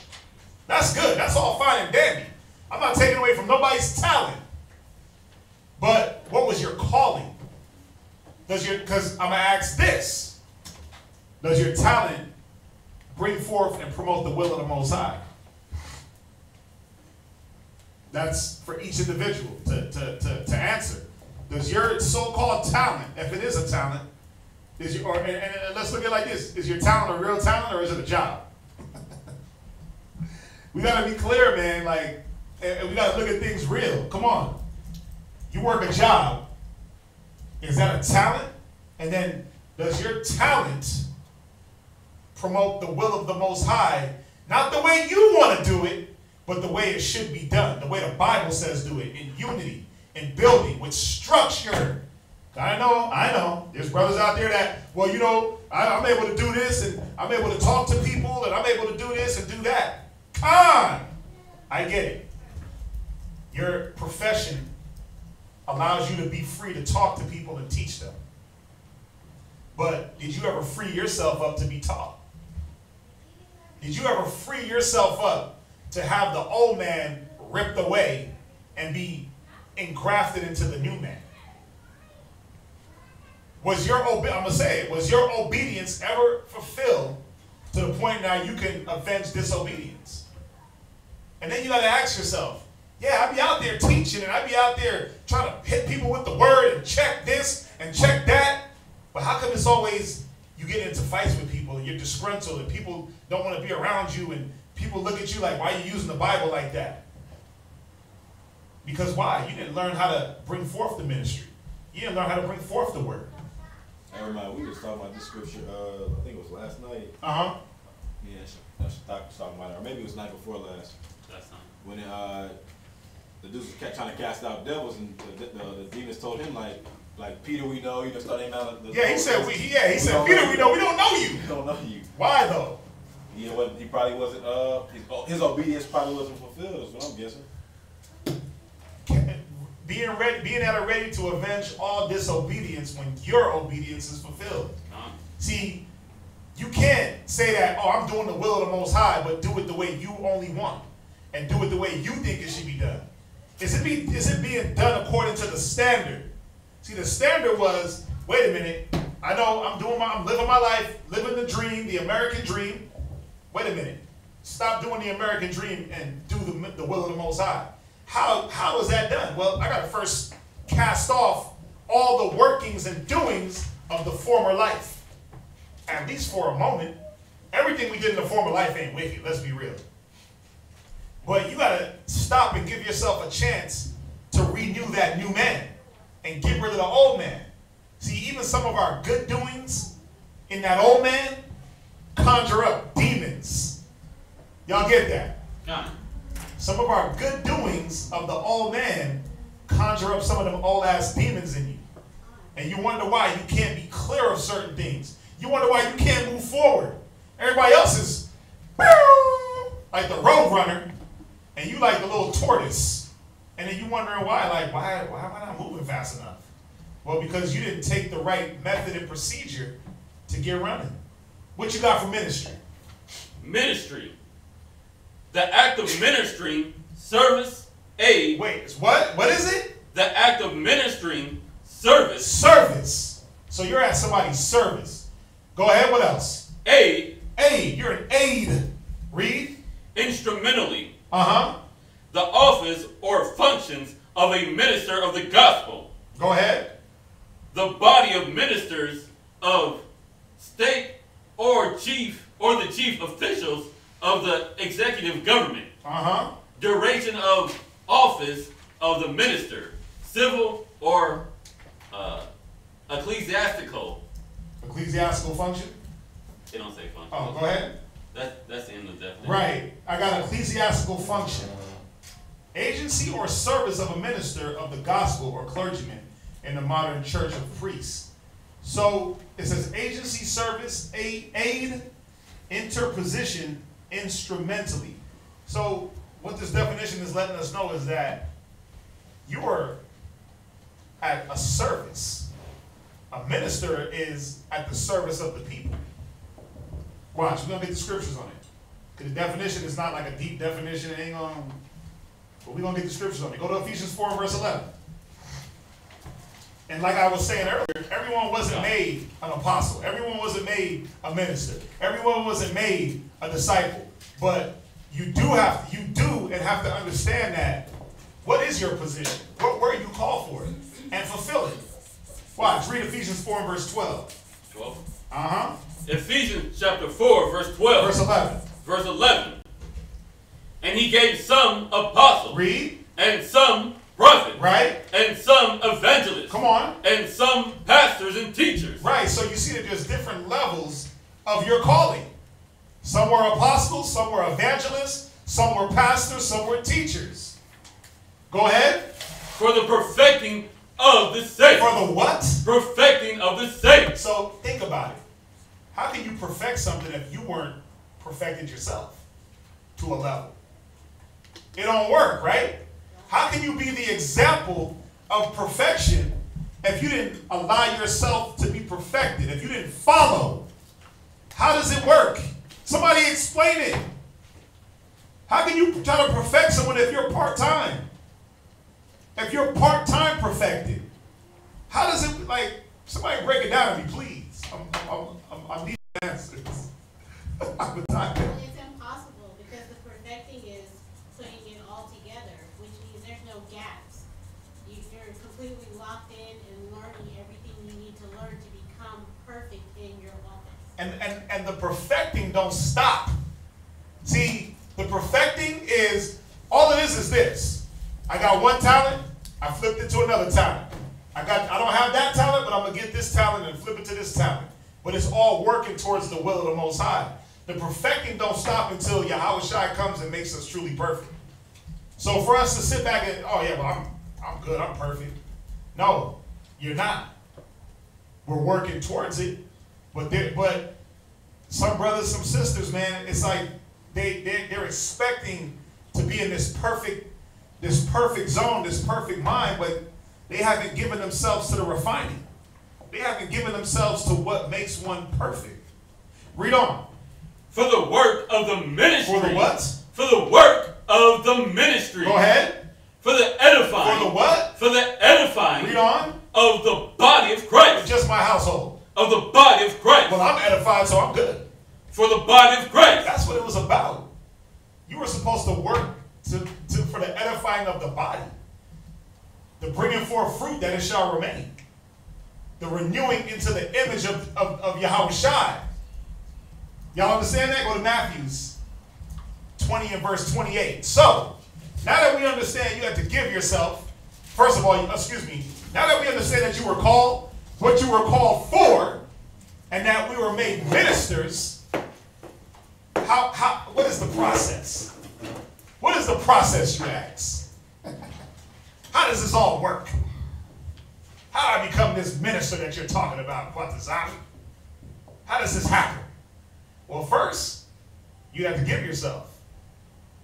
Not 50%, not 75%. You would have to give 100% of yourself. You have to give yourself like this. Watch. Matthew 20 and verse 28. Matthew chapter 20, verse 28. Come on. And as the Son of Man came not to be ministered unto, right, But to minister. But to do what? To minister. Think about it. Yahushua was the most powerful being on this earth. It's easy for him to say, yeah, bow down to me. I'm the man. But it said he came to what? To minister. He came to give himself. He came to be a servant. 100%? 200%? What was his percentile? 50? He came to minister just 25% of his time? Wow. Read. And to give his life. And to do what? To give his life. Part of his life. His life. 50%. His life. He gave his life. Now, do we got to die for the truth? Maybe. Good answer. That's real. God. But right now, is anybody dying for the truth? La-ah. We have to give our life in the way that Yahushua gave his life. But you know what's crazy? We do. Because how did Yahushua give his life? First of all, he gave his life to the Most High in his life. And then he gave his life to the Most High in his death. Y'all get that, right? Where he died for the Most High. His whole life was to live for the will of the Most High and do a purpose. Ordain these 12, get Paul rolling. For what? For us. Then he died for us. That's correct. Because even when he was like, he was 12, he was teaching, he was chopping it up with the people and with the doctors and the lawyers, and he them. And his parents came to check him, and he was like, "Don't you know I got to be about my father's? I got to be about my father's business." So even in his life, he gave his life, but in his death, he gave his life. Not for his own self. He didn't die for him. But see, we don't gotta die. Watch. Read on. His Read it life. from the top. Read it from the top. Matthew chapter 20, verse 28. Even as the Son of Man came not to be ministered unto, right, but to minister. Read. And to give his life a ransom for many. Right. So he gave his life as a ransom. He died on that cross. What do we got to do? Romans 12 and verse 1. 1 Peter 2 and 5. Romans 12 and 1. Very basic. Favorite scripture that we always hit. We destroyed this scripture. We've broken it down 1,000 trillion times. We quoted 1,000,000 more times over. This is what we have to do. This is how we give our life. Read. Romans chapter 12, verse 1. I beseech you, therefore, brethren, by the mercies of the Most High, that ye present your bodies a living sacrifice. Now, I know in this scripture it don't say, it don't give you a percentage of how much your body that you give, but wouldn't it be feasible to think that I got to just give myself wholeheartedly? Because the Bible does say that, give yourself wholeheartedly. All of your mind, a broken spirit. See, but brothers think that I'm going to present my body. But I'm going to present my body when the hell I want. I'm going to show up when I want. I'm going to do what I want. I'm going to do part of the Most High's will, but then still do my own thing. It don't work like that, man. But now you see where the growth, the consistency, the double-mindedness, the lack of faith, the doubtfulness, the misconceptions, the evil suspicions. For you sisters, the doubt, the faithlessness, the back and forth with your husbands, the fighting, the contention. Now you see where it comes from. Because you haven't given yourself 100%. You're like, yeah, nigga, I'm here. What now? Well, you're not hearing that. You're not here. Your body is there. You there with a bag of bones and meat. You there. But how's your spirit? Where's your soul at? You got a willing mind? It's easy to show the hell up. But what mind frame do you show up in is the question. And the way you know is by what? You know a tree by its fruit. What type of fruit you bear is the mind state that you're in. As a man thinketh in his heart. That's what he is. That's what you bring, and then what you are, you bring forth. If you're a banana, you're going to bring forth bananas. If you're an apple, you're going to bring forth apple. If you're wicked and evil as hell, you're going to bring forth evil and wickedness. You know a man by his fruit. Read on. So you had your hand up. I think you had your hand up. Yeah, I did. Anyway, it's not important. Read on. Holy, acceptable unto the Most High. Come on. Which is your reasonable service. Why is it a reasonable service to give yourself 100%? Well, Yahushua did it. He died for this. He literally died for the truth. The one man you can say that died for the truth was Yahushua. Well, we know Paul, the apostles, Stephen. We know they died for the truth also. But when I say die for, I mean, come on, he died for all of us to be in the truth. Well, he knew he was going to die. And he knew he was going to die. He knew he was going to die. He knew what the will of the Most High was from jump. And he went through with it. We just read this last night. Uh-huh. Like, when he went up to the Garden of Gethsemane to pray, one of the scriptures, one of the accounts says he was sweating as if it was big drops of blood. Yeah. He was asking the Lord if it's in his will to take away the cup from him. Because, I mean, that's the difference between him and Stephen and all the apostles. I mean, they knew that was, I mean, the prophets of the Old Testament, they knew that was probably a possibility, but they didn't just, you know, have to live life every day knowing that this is going to happen, and this has got to happen, and boom. I got to die. How long will I suffer you? Like, come on. The apostles, I mean, the prophets of all time, they probably didn't consider like that. I'm about to die for this. Like John the Baptist, he got beheaded. He got beheaded. Yeah, he was probably sitting in jail thinking like, okay. Because even his beheading, when you read it, that came off the whim. He was locked up, and an old girl, Herodian's stepdaughter slash niece. Yeah, well, yeah, it was. Yeah, she was like, I want his head. Well, her mom coerced her. Her mom coerced her, right. Yeah. But, you know, just, that was just quick, out of nowhere. They said even Yahushua was sad when it happened. He was like, whoa. Right, so they didn't, I'm not saying they didn't consider it, but they might not have considered it as heavily as Yahushua. But where we at? I got 1 Peter chapter 2 and 5. Right, so we got to give ourselves holy and acceptable. That's the reasonable sacrifice. Where you at? Romans chapter 12 and 1. Did you finish it? Come. Go to 1 Peter 2 and verse 5. So what do we got to do? Do we got to die physically when we give ourselves? No, read on. 1 Peter 2 and 5. 1 Peter chapter 2 and verse 5. Uh-huh. Ye also as lively stones are built up a spiritual house. We got to do what?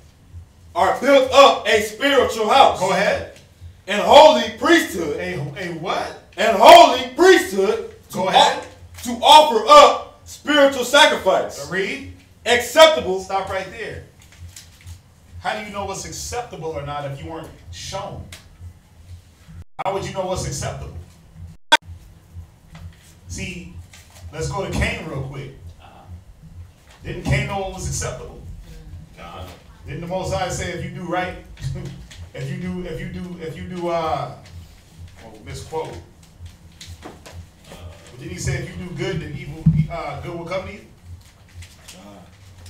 And if you do sin. He said, if thou do, Genesis 4 and 7, if thou doest well, shalt thou not be accepted? And if thou doest not well, sin lieth at the door. Now think about it. Going back to Peter 2 and 5.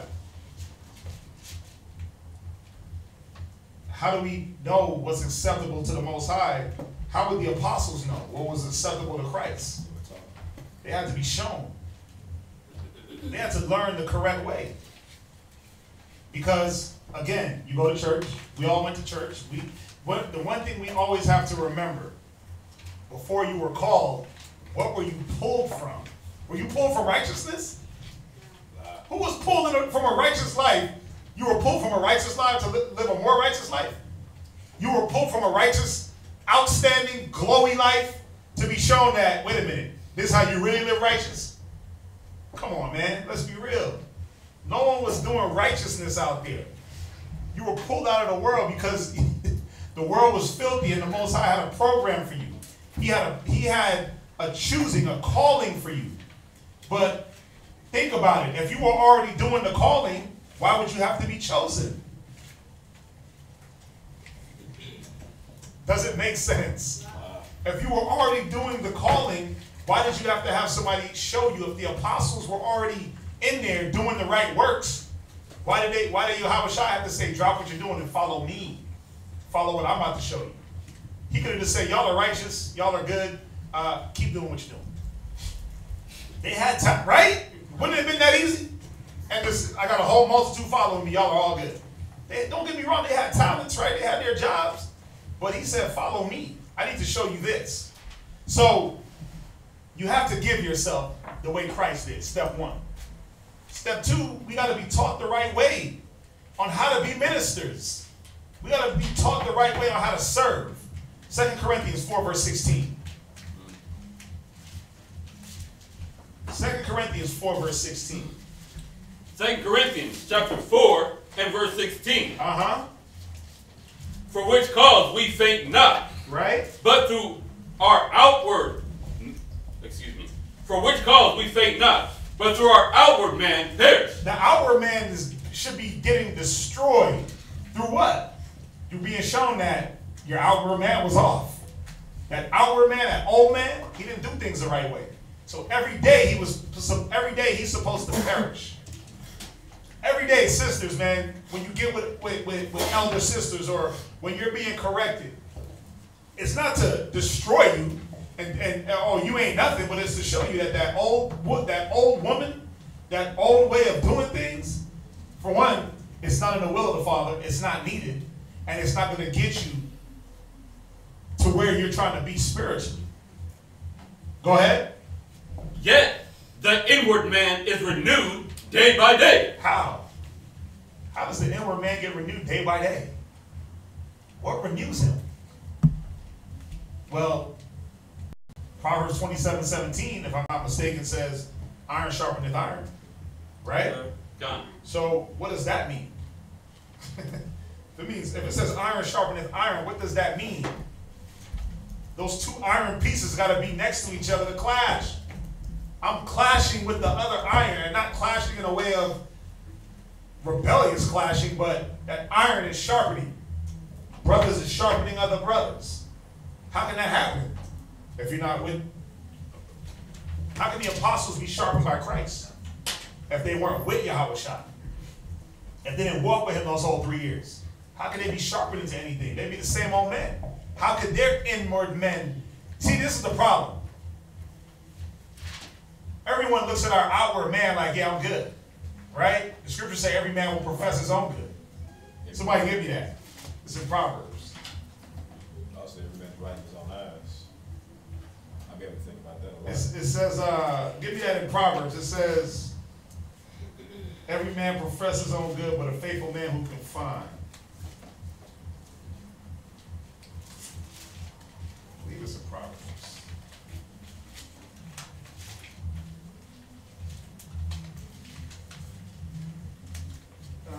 It says a evil man. No. That's slow. Oh, it's Philippians. No, it's in Proverbs. Oh, 20:6. Proverbs 20:6. Yep. Why? I'll read it. Proverbs 20:6. It says, most men will proclaim everyone his own goodness, but a faithful man who can find. See, the thing with men and carnal minds is they don't understand that outward man has to be killed. They don't understand that the outward man is off, that the outward man has to be eradicated. What does that take? It takes someone sitting there and pointing out the things that are wrong with you. That's all it is. It takes a man saying, damn, that was off. Shouldn't do it like that. Let's not do it like that. You see when you did it like that, or, oh, you know what, that was right. I like the way you did that. Keep doing that. Because not everything about a man is off. That's the thing where constructive criticisms, men run from that. They run from that. The apostles couldn't run from that. How many times did Yahushua say, damn, how long shall I forbear you? This wicked and evil generation, like, get it together. He was checking them. He was pointing out things in them that had to change. But how? They had to be there to at least accept the correction, hear it, and accept it. Right? That outward man had to be killed. Where we at? 2 Corinthians chapter 4, verse 17. Read verse 17. For our light affliction, which is but for a moment, worketh for us a far more exceeding and eternal weight of glory. Yeah, when you're getting checked and that old man is getting ripped apart, and you're like, damn, I'm being afflicted. Yeah, but that's working for a greater glory. Go ahead. While we look not at the things which are seen, but at the things which are not seen. Right. For the things which are seen are temporal. Read. But the things which are not seen. Yeah, that renewing of your spirit. That renewing of that inward man that some of us don't take the time to see. That's supposed to be eternal. That's what you're supposed to say. Damn, now I see why I got to go through this. Now I see why iron sharpeneth iron and how and what that means. My outward man ain't getting cut physically. I'm not leaving brothers with damn scars all over me. But that old spirit that's in me is being eradicated. Colossians 3 and 9. One of my other favorite scriptures. Colossians 3 and verse 9. Somebody else get Hebrews 5 and 12. So we got to understand, man, to get to be this minister status, you got to learn the right way. Colossians chapter 3 and verse 9. Lie not one to another. Read. Seeing that ye have put off the old man. This is what it was about. That old man dying day by day. You got to put him off. Go ahead. With his deeds. Read. And have put on the new man. Go ahead. Which is renewed in knowledge. Go ahead. After the image of him that created him. After the what? The image of him that created him. See, when we read up earlier and it said that we were going to be in the image of Christ, that was the will of the Most High. This is what it's talking about. The will of the Most High was for you to come and change. That was the will. But there was a way you had to do it. You couldn't do it on your time. The apostles couldn't do it on their time. They couldn't say, I'm going to do this work on my time. And then when they do it, it's like, I'm going to question everything about it. I don't know. I'm going to be lazy about it. Do it the wrong way. Do it half-assed. No. You got to put your spirit in. Go to Hebrews 5 and 12. Hebrews chapter 5 verse 12. For when for the time ye ought to be teachers, right? Ye have need that one teach you again. Just like Paul, just like I'm going to keep saying it, just like the apostles. Did they not know how to do things? Did they not know how to live life? Weren't they living? Yeah. But Yahweh Shai had to come through and do what? Teach them again. They had to be around for that. They had to be right next to him. They had to be there. They had to conform to what? To his way of doing things. They had a way of doing things. They was providing for families and working with their families and fishermen and different professions. But what did they have to say and do? You know what? We're going to do what you got set up. We're going to do the works that you have prepared. Again, it don't matter what school you're in. It don't matter what congregation you're with. The work is whatever that school has set up. So I know, because it don't go in and say, oh, well, thou shalt do flyers, or thou shalt, street teach. It don't say that. But it does say, be fishers of men. It does say, I've ordained you to be a preacher and a teacher. It does say, I've given some apostles, some teachers, some bishops. It does say that. To do what? For the perfecting of the saints. That's the work. But again, how can you perfect anything if you're not being perfected to the level? If you still got so much old man in you, how can you show someone else how to change? See how hypocritical it is?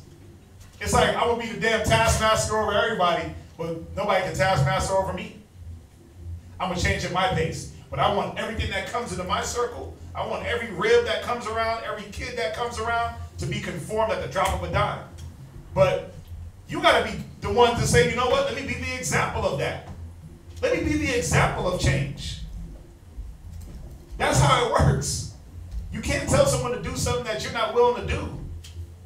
You can't tell somebody, oh, I need you to change faster. But think about how long it took you to change. Think about it, man.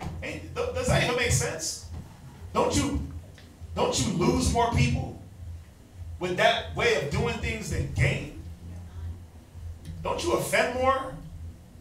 What you gonna say? Whatsoever you judgment, that you basically the judgment that you meet, you'll be met. Yeah, the way you judge, the things that you throw out there, they're gonna come back to you. People don't understand this word swings as a two-edged sword. So you might swing it and cut, it's going to swing right back. It's supposed to. Swing right back and cut. I'm seeing that now because it's like I was a very impatient person. Right. Like I'd be quick to cut people off. Like I always lived in the same house as my little brother who was in the world. Like, we used to fight all the time. We fought and we didn't speak for like a year in the same house. To the point where we shared a room. And my mom was like telling us like, but that's how I always was in the world. But I learned by being in the church, I learned like seeing how brothers have patience with me because, you know, I be real hard-headed sometimes or whatever, try to do things my way. But I see how brothers have patience, so even with me, like, I try to have patience. I ain't gonna say like I have it yet, down pat, but I catch myself when I be mad at somebody or like somebody might say something that piss me off and I be like, in normal circumstances, I'd be like, man, move around, I ain't gonna talk to you no more, Right. Spirit be showing me like now, like, well, what about you? You know what I'm saying? Like, you want people to have patience with you and you know what I'm saying, you very quick to cut somebody off or quick to just, you know, cut communication and ties. So I've seen that myself. Right, because the same way you deal is how you're going to get dealt. The same judgment you dish out, you're going to be judged by. That's what we got to remember. But jump back, read that Hebrews. Hebrews chapter 5 and 12. For when for the time ye ought to be teachers, ye have need that one teach you again. Why? Because you didn't know what you were doing. You got to be taught the right way. You got to taught how to be this minister. You got to follow the protocol and program. Read. Which be the first principles. It be the what? The first principles. First and foremost thing, man. That we got to eradicate the old man out of you and put the new man in you. The old way of doing things, I'm going to do it this way, or I think, or I feel, that got to stop right there. And we got to put in, what would Yahweh Shai do? Right? What is it? What would Jesus do? WWJD. What would Jesus do? Right? What would your forefathers do? What would the apostles do? That's what you got to ask yourself. What would I do or how I want to do it? How you want to do it is lazy, comfortable, it ain't got no real effect, and you doing it on your time. What did the forefathers do? Well, they didn't do things on their time. They did things when the Most High spoke.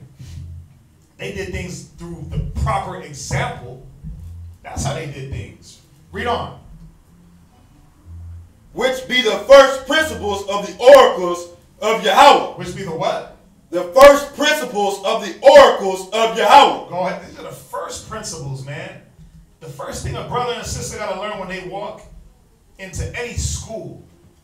Think about it. When you went to church, when you went to church, did you just like bow on the preacher?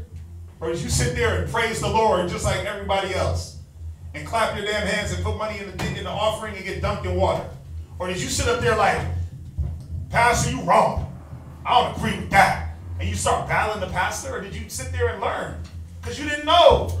What's up? I was going to say, they don't let you because he's like way up there on the stage. Right. He's like, you're way in the audience. Yeah, hearing you anyway. Right?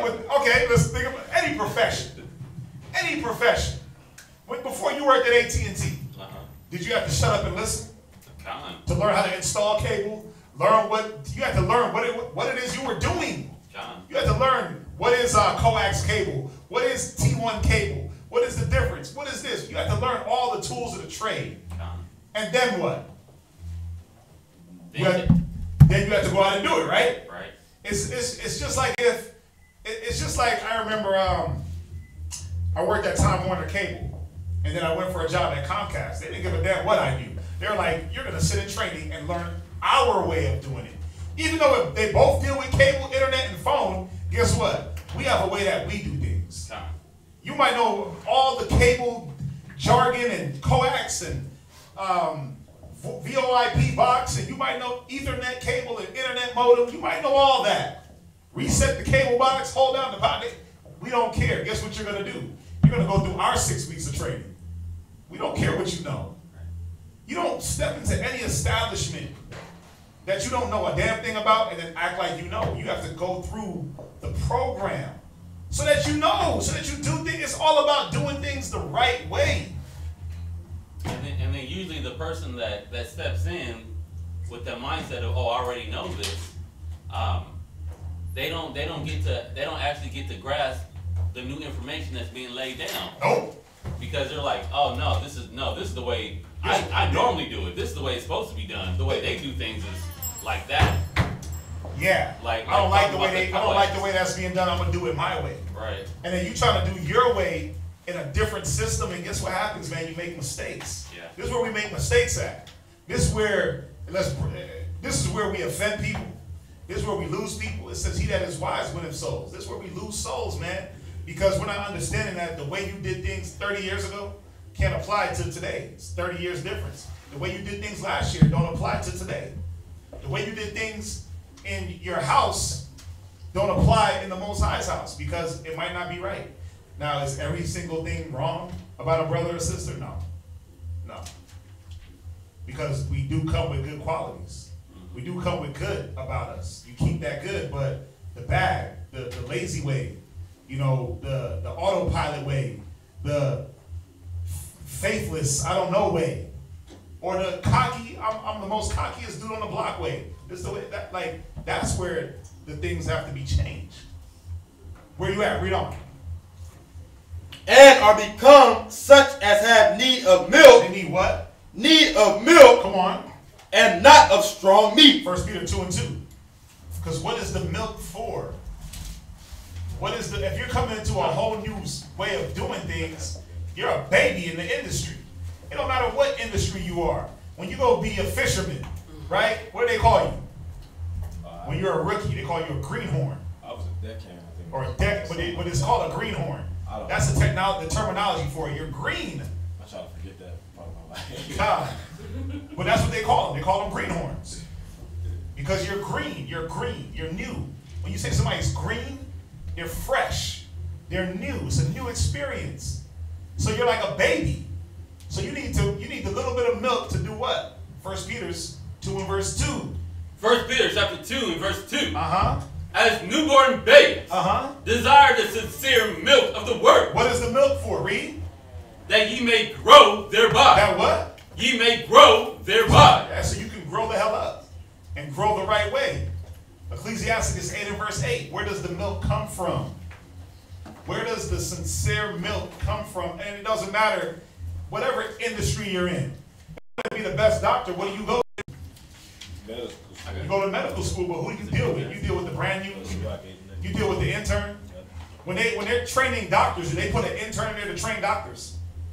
Or do they not put an experienced, seasoned doctor to train the other doctors? Is a trainer the brand new cat that just walked in? What's up? Then they got something that's called a residency, where you actually have to stay in the hospital. Oh yeah. Oh, yeah, you're an intern and you're a resident, and then you become like a permanent. Yeah. Yeah. But think about that. But think about this. Before all that, you already went to 10 years of school. Think about that. You went to school for 10 years to learn how to be an intern. Then you have to be an intern for what? A year, 2 years maybe, depending on where you go. Then you got to do your residency program for however long that is, 2 years, 3 years. Then they may consider like, okay, he's good enough of a doctor, we can take him on. Why? Because what are they looking at? What are they looking at? They're looking at your negligency. They're looking at, are you a high risk? Are you going to be destroying patients or saving patients? What's your mortality rate when you do your surgeries? You got a 50% mortality rate? Yeah, well, we can't have you on. Right? You didn't learn the right way. That's what it's about. Even when you switch programs. I've been watching too much Grey's Anatomy, man. When you switch hospitals, you got to go through their program.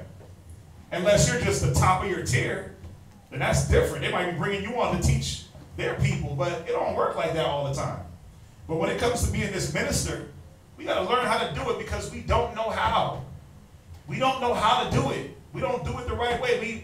We have a misconception of what the ministry is, of what the work is. Read where you at, Ecclesiastes 8 and 8. Ecclesiastes chapter 8 and verse 8. So where does that sincere milk come from? Where does the things that you need come from for you to grow? Read. Despise not the discourse of the wise. It comes from the discourse of the wise, the elders. Go ahead. But acquaint thyself with their brother. Go ahead. For of them thou shalt learn instruction. Wait. Thou shalt do what? Learn instruction. Why do you need to learn instructions if you already got it? And if you already got it, why do you got to learn instructions? I just said that twice. I meant to say it a different way.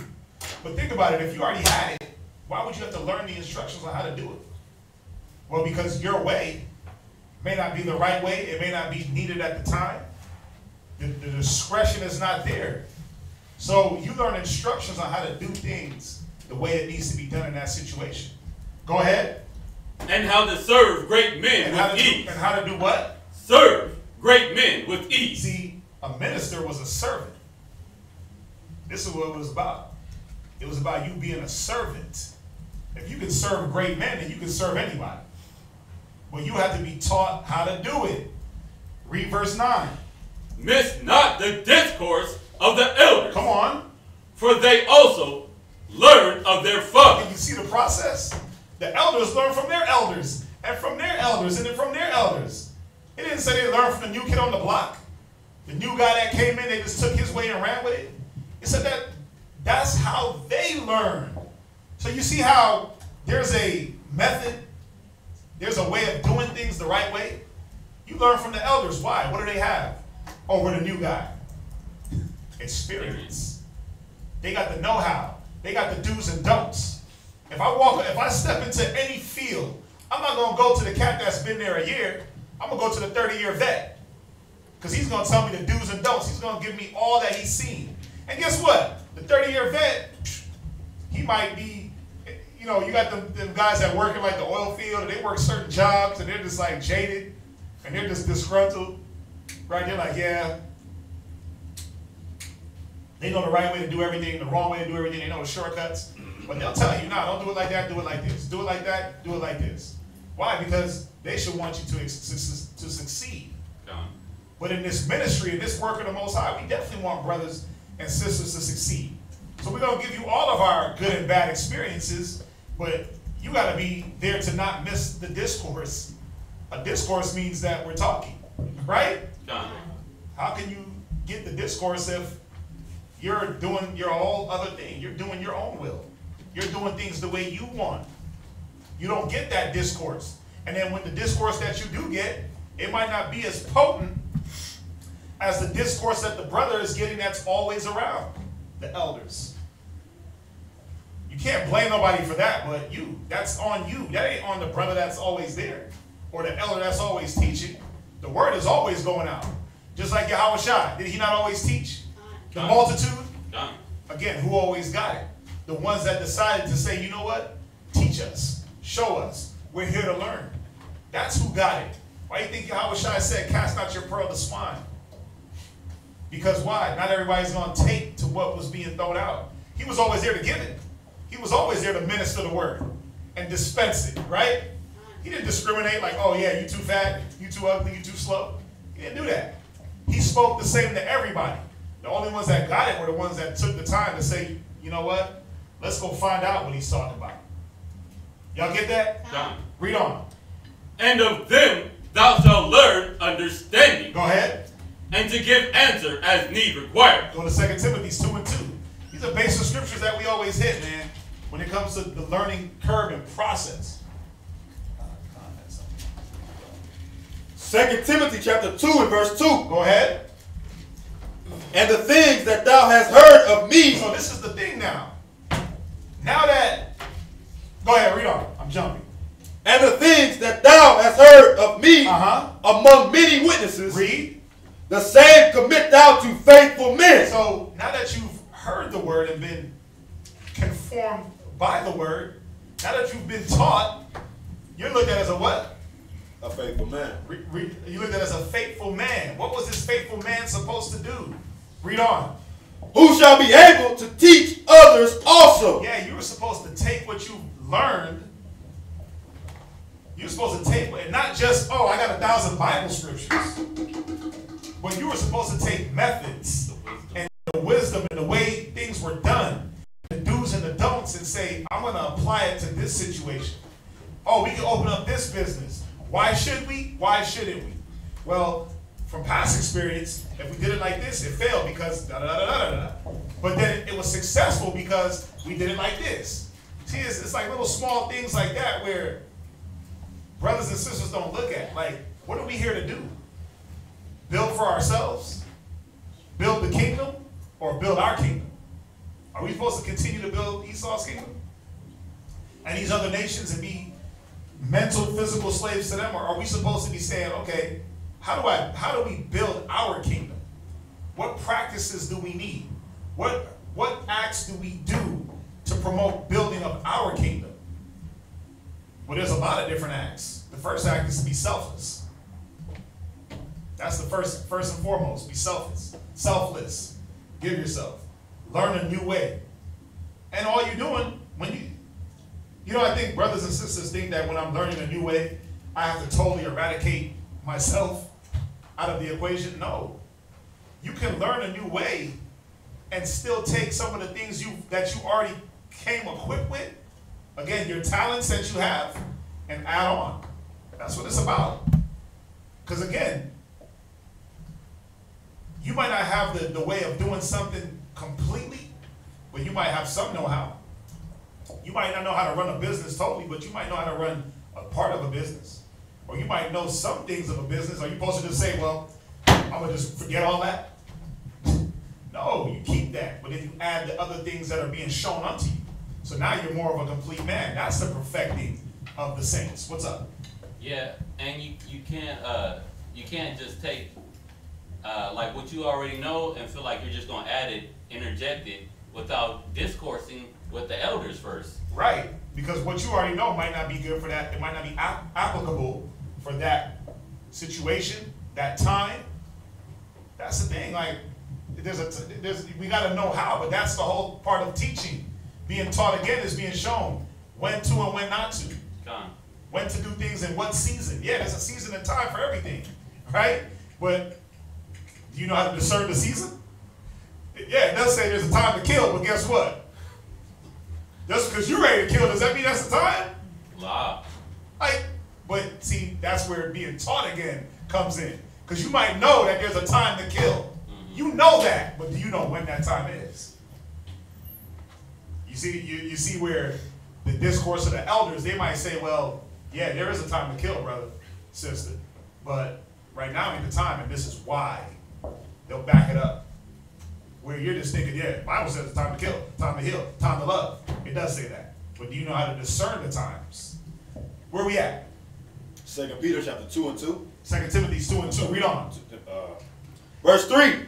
No, go to James 1:22. So the faithful man was supposed to teach others what he learned. Why? Because that's what it was about. It was about learning the ministry, right? Learning the ministry to teach others so they can do the ministry. Learn it, do it, teach it. Learn it, do it, teach it.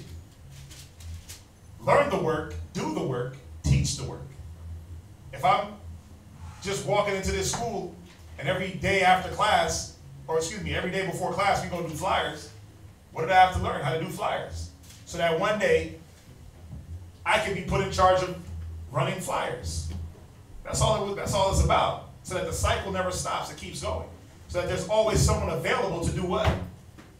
Teach. Be the preacher. Do what we were chosen to do. James 1:22. James chapter 1 verse 22. Uh-huh. But be ye doers of the word. Be ye what? Doers of the word. Come on. And not hearers only. Read. Deceiving your own selves. See, that's the grand deception where we just get the word, internalize it, and then we don't literally do it. We don't follow the path that's been laid down. Go ahead. Verse 23. For if any be a hearer of the word and not a doer. Because many are called, but few are chosen. Many hear the word. Many people, oh yeah, I hear you, brother. Keep preaching. I hear you. Man, I heard that. That was a good saying. Mm-hmm. Man, bro, I hear y'all out there. Yeah, what the hell are you doing?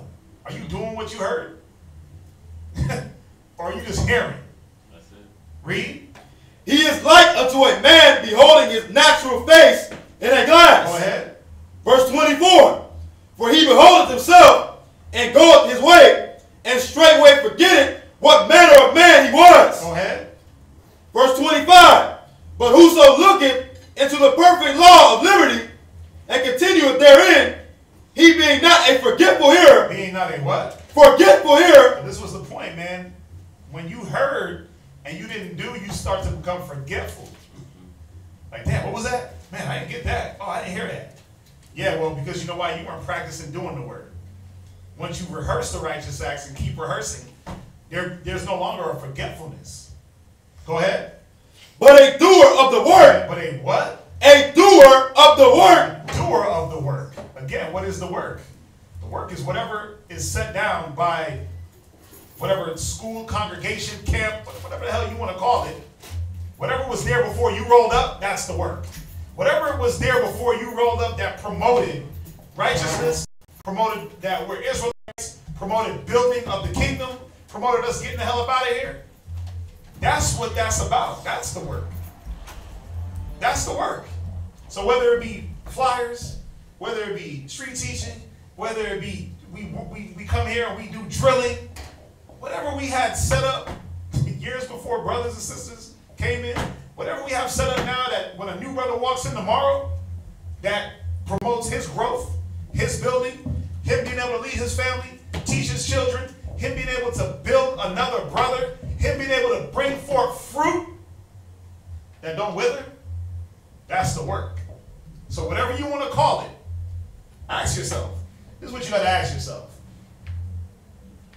This is what each man and woman got to ask themselves. If the Most High said that he called us to bring forth fruit, ask yourself, where's your fruits? You can't be your own fruit, just so you know. You can't be your own fruit. You can't like, see, here's my fruit, I'm here. No. Where's the fruits that where's the fruits of your labor? I mean, it's as simple as that. If that's what we were called to do, where is it? And then you got to ask yourself, well, if I'm not bringing forth fruit, why not? Well, are you following the method? Are you doing things the right way? You're trying to bring forth vessels, but are you a correct vessel meet for the Father's use? Have you been built into that vessel? Have you been turned into that? You came as that filthy cup, right? That had filth all in it. Is the outside of you cleaned up and the inside is still filled up with filth?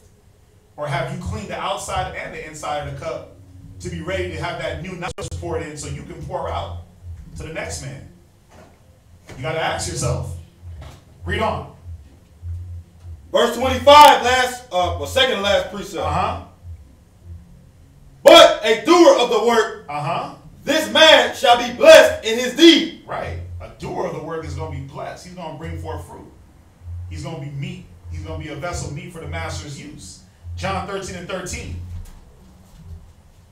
So we got to understand, man. And again, I know this was a question that the brother Corey asked. What the understanding of Luke 9:62? So just show him, man, what does it mean to put your hand to the plow and look back? But what steps did you have to get to even be at the plow?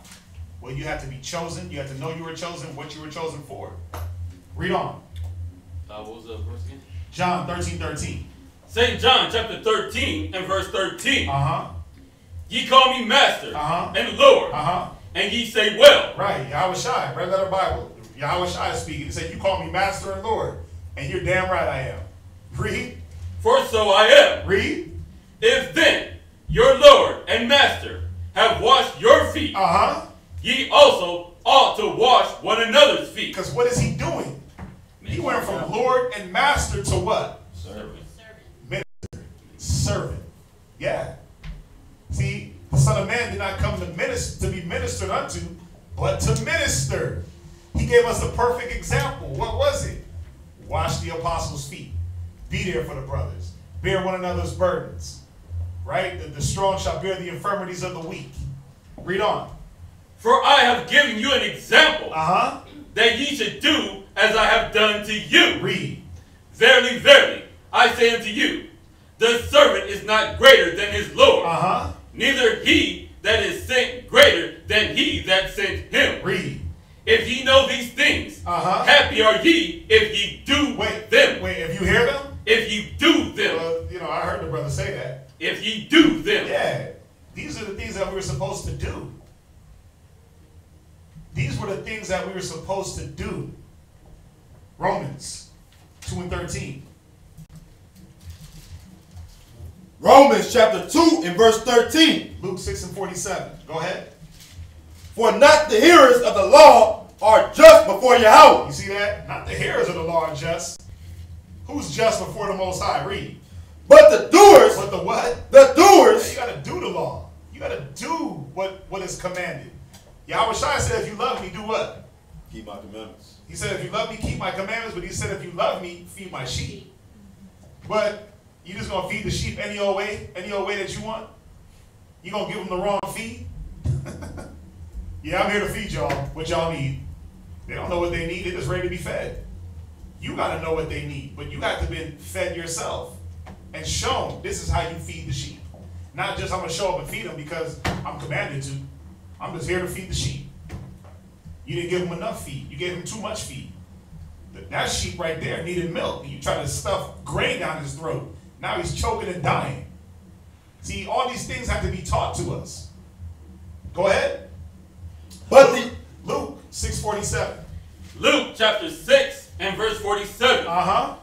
Whosoever cometh to me and heareth my sayings, and doeth them, I will show you to whom he is like. Yeah, who is he like? Read on. He is like a man which built an house. Read. And digged it deep. He did what? Digged deep. Yeah, he digged deep in that earth. Why? Because he wanted his foundation to be solid. Go ahead. And laid the foundation on the rock, on a rock. Go ahead. And when the flood arose, the stream beat vehemently upon the house. That could not shake it. Right, because why? And could not shake it. This man dug deep and dug into the foundation, a solid, sturdy foundation. Because he didn't just hear, he did it. Go ahead. For it was founded upon a rock. Right, go ahead. But he that heareth and doeth not, read, he is like a man that, without a foundation, buildeth a house upon the earth. Yeah, you're just like, yeah, I'm about to go build me a house, dog. You didn't dig. You just threw some pillars in the ground and was like, I'm building it. And brother's like, what the hell are you doing? I'm building my house. I heard how to do it. I'm just building my house. But nah, bro, don't do it like that. Wait, you got to dig into the ground and you got to even things out and you got to pour your concrete. But you got to make sure you dig a little deeper. You went 3 feet. Now we need like 8 feet. Now I'm good because, you know, the last house I built it just like this. Yeah, but then the last house you built, is it still standing? More than likely not. More than likely not. See, you know, I like this scripture. It's a representation of brothers and the way they walk. Sisters and the way they walk. The way sisters build their house. The scriptures say wisdom buildeth the house. Buildeth the house, right? Wisdom buildeth the house. Excuse me. I'm stuttering. But sometimes we don't build in wisdom, man. We build off of other people's wisdom and other people's telling us how to build. We don't build on the wisdom of Christ. You build through gossip and you build through my mama said, my auntie said, my grandma said. You build your house the way somebody else built their garbage ass house. But their house is barely standing. Their house is divided. Their house got chaos. And then you wonder why your house got division, chaos. Because you're not building the right way. Scriptures say the knowledge of wickedness is not wisdom. So a lot of times I learn, I'm speaking like for cats in the world, I talk like they'll give you some their wicked ass knowledge like on how to deal with your rib, like right, man. I wouldn't even respond to her text message, nothing like that. And you got on the other spectrum, you got some of the ribs of the women. They'll deal with their wicked friends in the world and saying, "Well, girl, you need to just ignore him. You need to go out and have you a good time and you know." And that's knowledge of wickedness and it's not wisdom. So you got to put him in the doghouse and you got to cut him off and you need to tame your man. And what the hell are you talking about? But see, that's how some build their house. And then when that storm comes, a little bit of rain hits it, the house is falling apart. Because instead of using and digging deep and using cement, you use mud. So when the rain hits it, just wash that mud away. You didn't build with the right material. Y'all understand that? Go from there. You want me to finish the verse? Finish it. Against whence the stream beat vehemently, and immediately it fell, and the ruin of that house was great. You see that? The ruin of that house was great. So we've been talking about the ministry, right? We've been talking about we were made ministers, we were chosen. What is the ministry? Who knows? What is it? I think it's all encompassing of what you would say, quote unquote, the work or winning souls. The ministry yes, it encompasses the work, the winning souls, but details and specifics. What is it? What is it, my brother? Go to 1 Timothy 4 verse 6. 1 Timothy chapter 4 verse 6, because we got to understand, it said that Paul, when we read back up in Acts, it said Paul was chosen for what? To be a servant. It said Paul was chosen. It said, it says, but the Lord said unto him, this is Acts chapter 9:15, go thy way, for he is a chosen vessel unto me to bear my name before the Gentiles and kings and children of Israel. For I will show him how great things he must suffer for my name's sake. So we understand that there's things that we got to go through. The ministry was doing the work, but going through your afflictions and not letting that sidetrack you. Think about it. Paul did the work. He set up the churches, right? He went from this place to that place. He traveled. Did he not have ailments? He had thorn in his side, right? Was he not on the run from being killed, stoned? But he still did his job, right? So let's see. 1 Timothy 4 verse 6. 1 Timothy chapter 4 and verse 6. If thou put the brethren in remembrance of these things. Wait, put them in what? In remembrance of these things. Some brethren are forgetful hearers. This is plain and simple as that. Some brothers forget. So they have to be put in remembrance. Go ahead. Thou shalt be a good minister of Yahushua HaMashiach. Nourished up in the word of faith. Nourished up in what? The words of faith. So a minister had to be what? Nourished up in the word of faith. He had to be a faithful brother. Go ahead. And of good doctrine. And of what? Good doctrine. You have to be clear with the doctrine. Because now if somebody comes to you like, well, why do you believe that? You got to be able to show them. You can't be like, well, or how come you roll with them brothers? I roll with them, but I don't believe what they say. You got brothers that do that. There was a brother that was going to, he was going to the school down the street. I don't want to say names. And he was like, yeah, I roll with them, but I don't believe what they say. It's like, nigga, what? What are you talking about? How can you roll with somebody that you don't believe what they say, or you're constantly going back and forth or arguing what they bring out? What's the point is what I'm saying. And then when you come up on another person and they're like, well, how come you don't believe what they're saying? And you can't explain it, causes what? Confusion. Lack of faith, doubt. You put double-mindedness in another man. Because they're like, well, so I can roll with brothers and not believe what they say? 1 Corinthians 1 and 10. Be joined together in the same mind and same judgment, right? Yeah. So now we just messing up all the damn Bible. Unity. Psalms 133. Most High blesses the unity. Right? Brothers, what is it? How can two walk together? At least they be in agreement. It's like, what the hell's the point? So you mean to tell me that you're going to throw away Amos 3 and 3, 1 Corinthians 1 and 10, the whole chapter of Psalms 133, just because you want to roll with brothers, but you don't agree with what they're saying? It don't make sense. So nourished up in doctrine, go ahead. Whereunto thou hast attained. Go to read verse 9. Verse 9. Uh-huh. This is a faithful saying, and worthy of all exception. Go ahead. For therefore we both labor. We both do what? We both labor. We both what? Labor. Come on. And suffer reproach. You see that? So we had to suffer, but we had to work. We had to suffer to bring forth this word. Did not Paul suffer? The apostles have to suffer. The prophets, Moses, Ezekiel, Isaiah, they didn't have to suffer to bring forth the work. Go ahead. Because we trust in the living power, who is the Savior of all men, especially those that believe. What was that? Verse 10, go to 2 Corinthians 6 and verse 4. So you have to be good in your faith, right with your doctrine. This is what a minister was. Now, we're going to hit this right here in 2 Corinthians 6 to show, again, what is a minister? What did the minister have to do? What did he have to deal with? Read that. 2 Corinthians chapter 6 and verse 4. Uh-huh. But in all things. But in some things. In all things. But only in the things that I want. All things. Come on. Approving ourselves as the ministers of Yahweh. Mm-hmm. In much patience. In much what? Patience. Read. In afflictions. So, in much patience. Now, think about it. If you're an impatient brother, how can you minister to the saints? How can you wash anybody's feet? Because what's going to happen is you're going to wash enough feet to be like, damn, I'm tired of washing feet. Well, my feet going to be a wash. Right? How come nobody ain't washing my feet? That's going to be the thought. So you got to be approved in much what?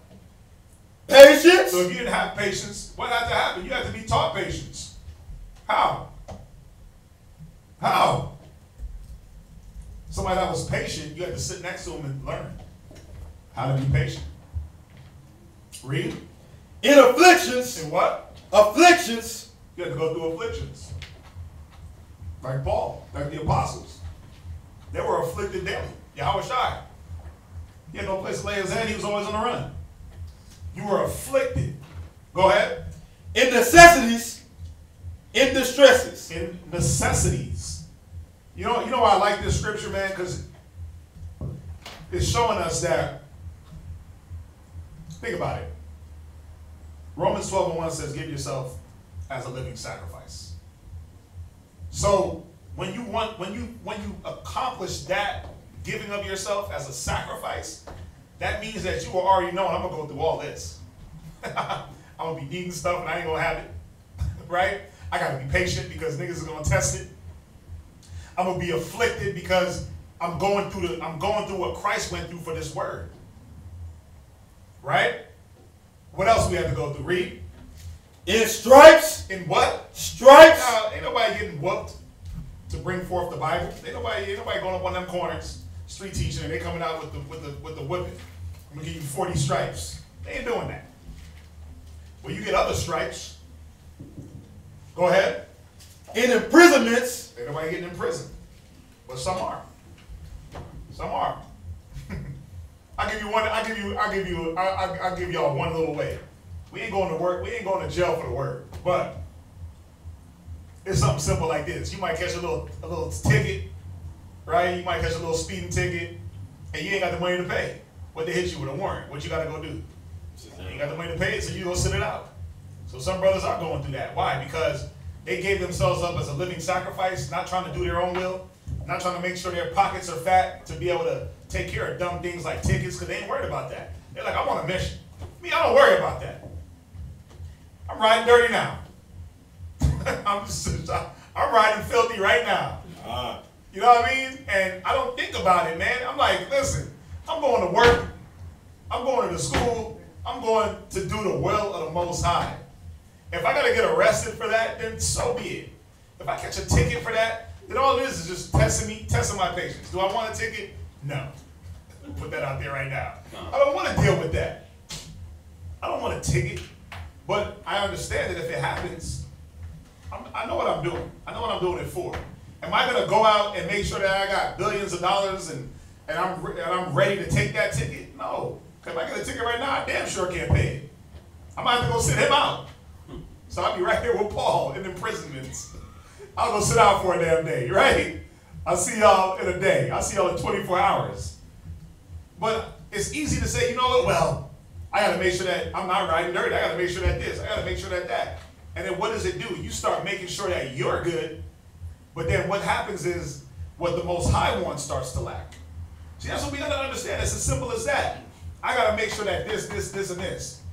Yeah, we all got to pay. What's up? Go ahead, because you haven't said nothing all day. What's up, Mama Diet? The scripture in Proverbs that talks about when a man's ways please the Most High, even his enemies. Yeah. We put him first, then he's definitely going to take care of us. Let's be real, man. We all got bills to pay. We all got things that we like. We all got things that we need, things that we want. At the end of the day, though, my bills come secondary to what I got to do here. If I can't pay a bill, I just can't pay a bill. And my mind is already set up in a way that If I got to move my whole entire family into another brother's house, it just happens. Because I've already done it. So, do I want that to be the thing? No, but it don't have to be the thing. Why? Because everything I do is towards the work. The Most High takes care of the back end. I don't have to go out and do my own thing. I just do what is set up, and everything else is taken care of. That's where people. But what does it take? It takes that faith. Like it said in that Timothy's, it said nourished up in the words of faith.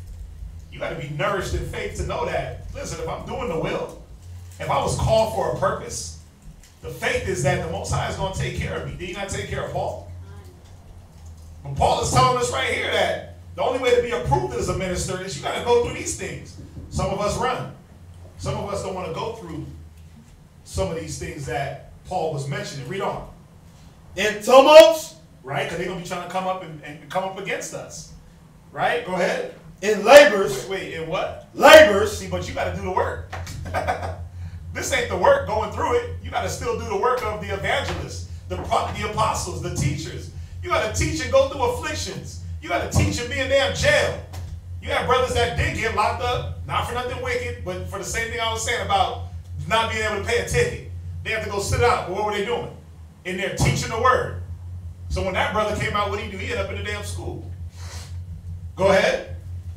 In watching. While you watch, you still got to watch the flock and watch yourself and watch brothers and sisters. See, this is what a minister does. This is what a servant does. He's watching for the flock, not watching his pockets, not watching himself. Go ahead. In fastings. In what? Fasting. Come on, you got and think about it. You fasting, you still doing the work, doing the labors. Day of Atonement, brothers still out there killing themselves, trying to help the school. You fasting, right? But you still got to do these things. You can't like, oh, I'm fasting, I can't go out today, brother. You can't be like the fake Jews.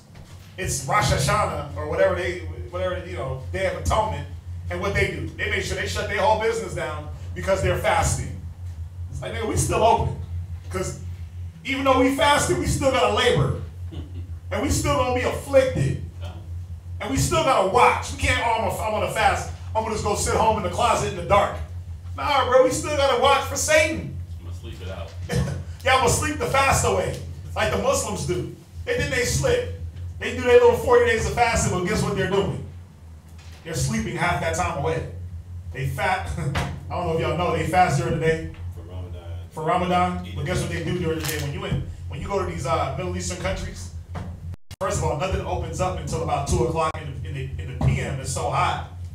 They do everything during the night. Their malls stay open during the night.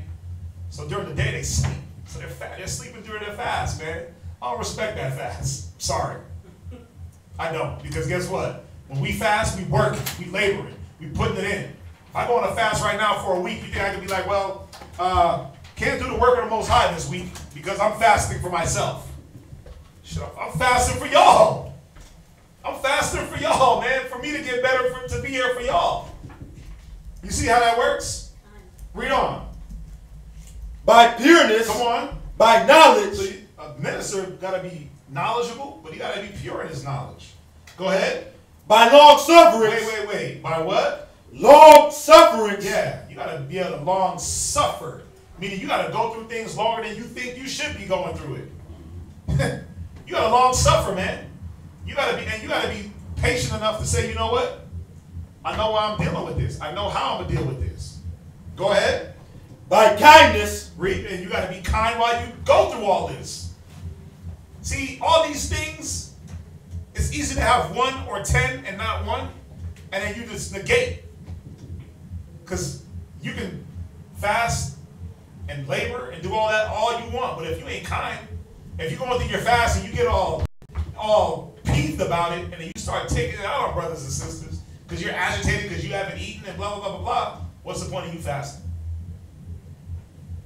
What's up? Then the Most High, Yahushua said, like when you fast, you ain't supposed to even cringe up your face and stuff like that. People are not supposed to know you fasting. So if you even act like that, then it's null and void, and basically, Most High ain't looking on that fast. Right. Like you ain't supposed to even let nobody know you really fast. You're supposed to just go about it like it's normal. Absolutely right. Read on. Let's see. Slide. You're at verse. Yeah, I'm at verse 6. You're at verse 6. Long suffering, kindness. By the Holy Spirit. Read. By love unfeigned. Right. See, your love for what we do, it should never change. Read. By the word of truth. What verse you at? Verse 7. Go ahead. By the power of Yahweh. Read. By the armor of righteousness. Come on. On the right hand and on the left. Read on. By honor and dishonor. By evil report and good report. That's what happens, man. You try to minister and guess what's happening? You think you're doing good and you know you're doing good, but what they trying to bring on you? Evil report. You try to say the right things, but you can't please everybody. Go ahead. As deceivers and yet true. Go ahead. As unknown and yet well known. Read. As dying and behold, we live. Read. As chastened. As what? Chastened. Come on. And not killed. Because this is what it's about. You're going to kiss that chastening. But again, some people don't want to deal with that. They're like, why do I got to go through that part of it? I want to do everything else. I just want to step in, learn scriptures, and I just want to teach people. But teach them what? How are you going to teach somebody to long suffer if you never did? How are you going to teach somebody to follow if you never followed?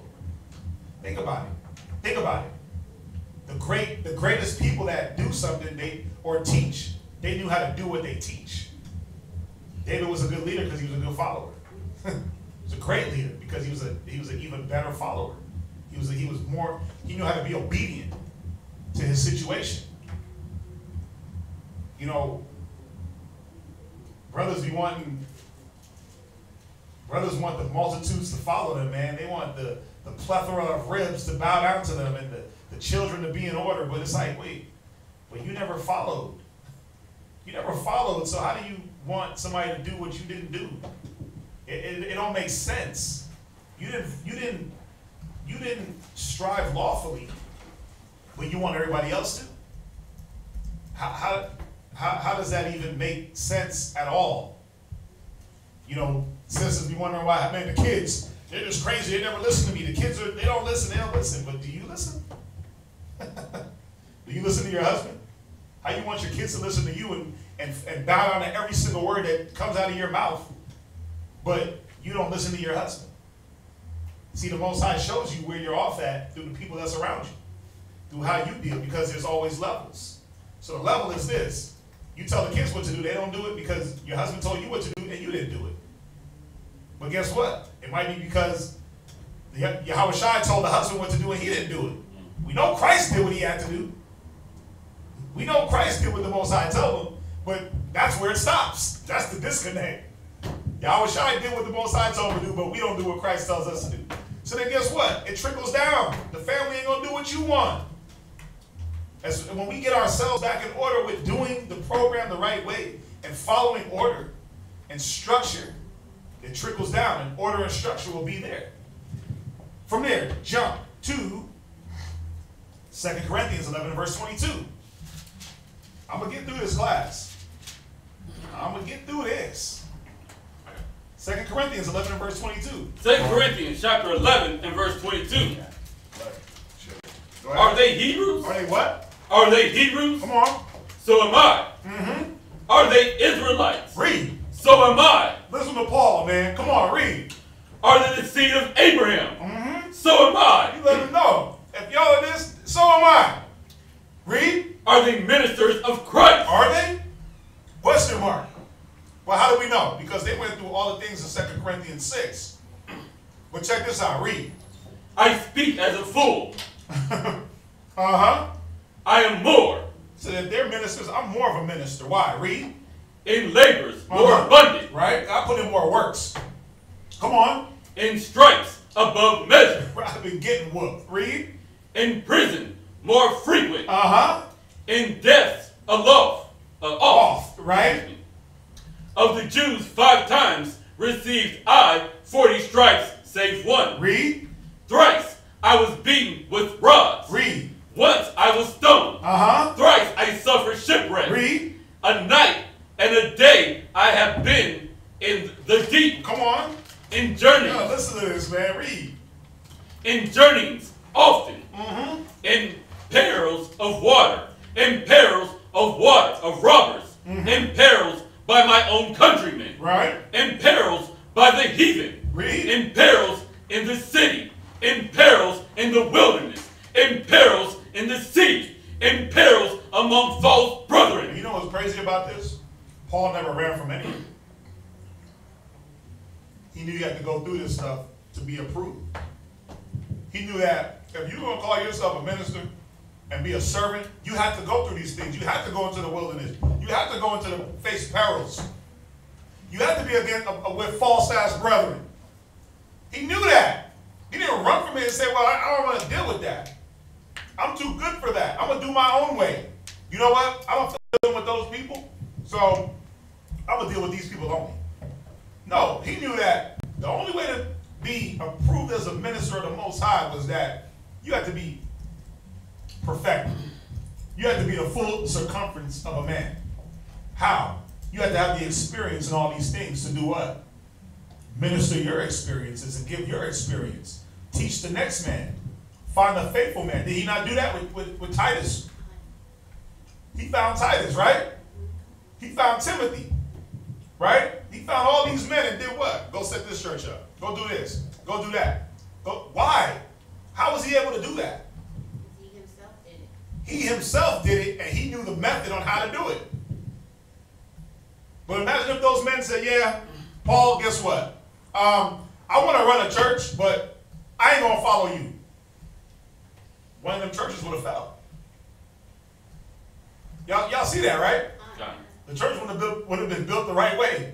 So as soon as affliction would have hit, as soon as a little light rain would have came, like how we read in Luke, the church would have fell. It was about following the method, but doing what you were called for. Imagine if Titus and Timothy was like, you know what, Paul, I know I was ordained to set these churches up, but my nigga, right there with my nigga, I'm going to go over here and do something else. Or I'm going to do the church thing part-time because I'm busy with my own life. Will we be reading about Timothy and Titus? So they chose Timothy. They said they chose Titus because they knew he would end the way he began. Strong, faithful, consistent. See, that's the misconception is like, I'm going to begin in the spirit and then let things pull me. Brothers better get back. Sisters better get back into Ecclesiastes, the 2nd chapter. It's very imperative because that tells you what your life is about to be in this truth. It tells you what your first... You know what's funny? Ecclesiastes chapter 2 is like the 90-day program for brothers just getting the knowledge. It's the 90-day trial period. That's the 90 days of, okay, he missed too many days, we got to fire him.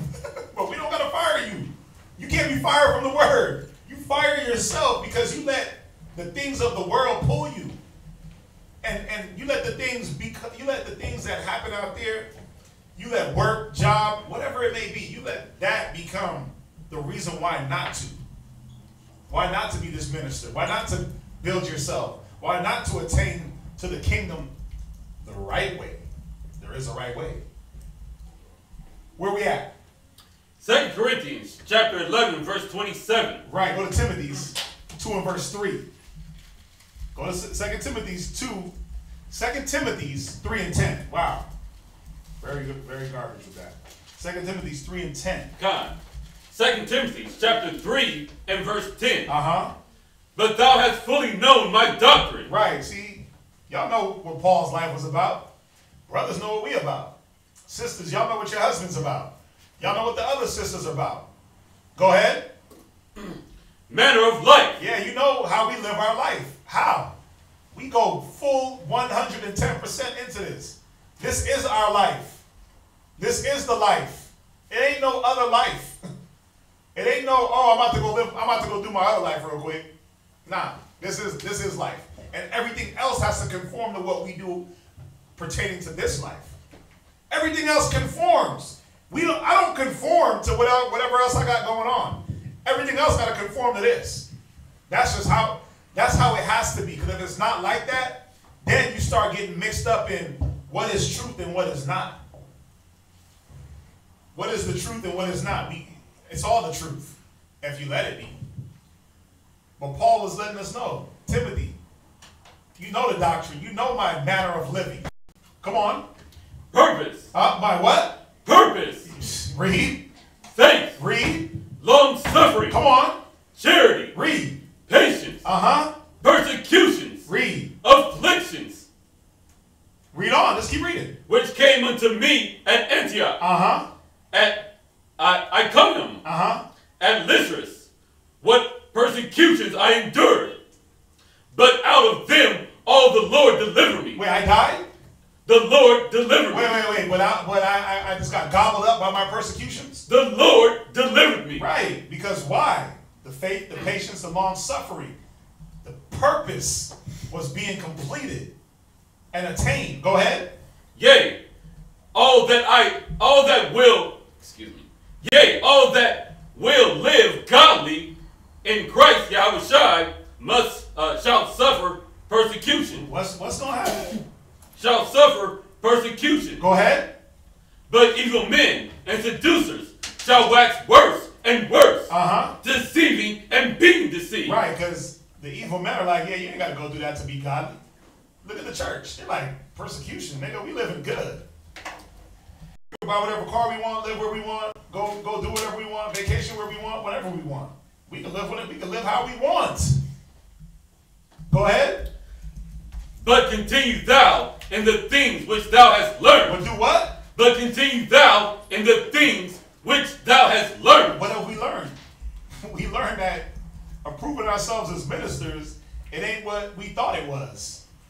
It ain't about mastering over and being a lord over a person, but it's about lowering yourself like Yahushua did and being a servant. It's about giving yourself. It's about being taught again. Go ahead. And has been assured of, knowing of whom thou hast learned them. Go to 2 Corinthians 4 verse 2. What else does a minister have to do? God. Romans 15:1. 2 Corinthians chapter 4 verse 2. Go ahead. But have renounced the hidden things of dishonesty. So a minister had to not renounce dishonesty. Go ahead. Not walking in craftiness. Come on. Nor handling the word of the Most High deceitfully. How do you prevent handling the word of the Most High deceitfully? You have to be taught how to handle it. I'm going to keep hammering that point all the way home. You have to be taught how to handle the word because we all have the word. We all got our sword, right? Every man, sisters got swords, right? But you know how to wield your sword. Are you wielding it the right way? Is your understanding there? Is your discretion there? Is your timing there? See, we got to be taught how to handle the word of the Most High without deceitfulness. Go ahead. But by manifestation of the truth, commending ourselves to every man's conscience. What do we got to do? Commending ourselves to every man's conscience. I don't give a damn about what he thinks. Commending ourselves to every man's conscience. Yeah, it was about commending, bringing yourself down to every man's conscience and seeing what is needed for this man.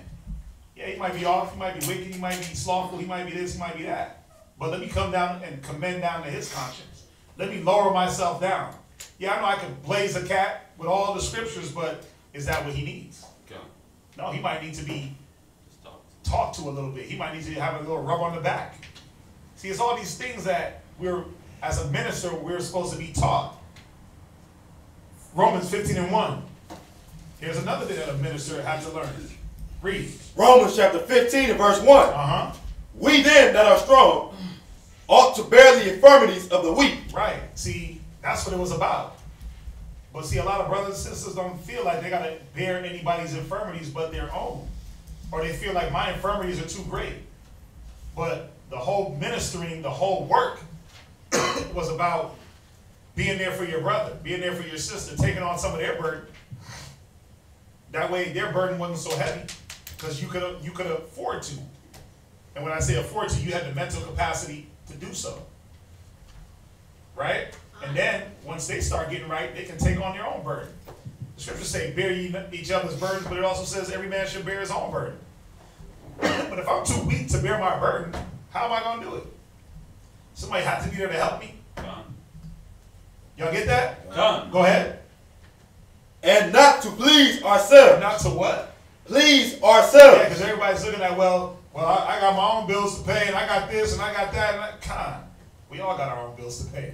We all got issues. We all got problems. We all got children that we want to see. We all got all the different things that anybody can say they want. We all want a car. We all want a house. We all want to live, eat, shelter, clothes. Right? We all want these things. We all want these things. But, see, if we take out the I want and me and me and me and do the we will all have, then it won't be a thing of now I feel separated because y'all are doing one thing and I'm not, or I feel a certain way because, you know, I'm not around or I'm around too much. No, if we're all in the same mind of let's get it together, let's be in the same mind, same judgment together, then there is no separation. Y'all get that? Where we at? Verse 2. Jump down to 2 Corinthians 12 and 10. I'm going to speed up. Philippians 2 and verse 4. 2 Corinthians chapter 12 and verse 10. Therefore I take pleasure in infirmities. I do what? I take pleasure in infirmities. You see this?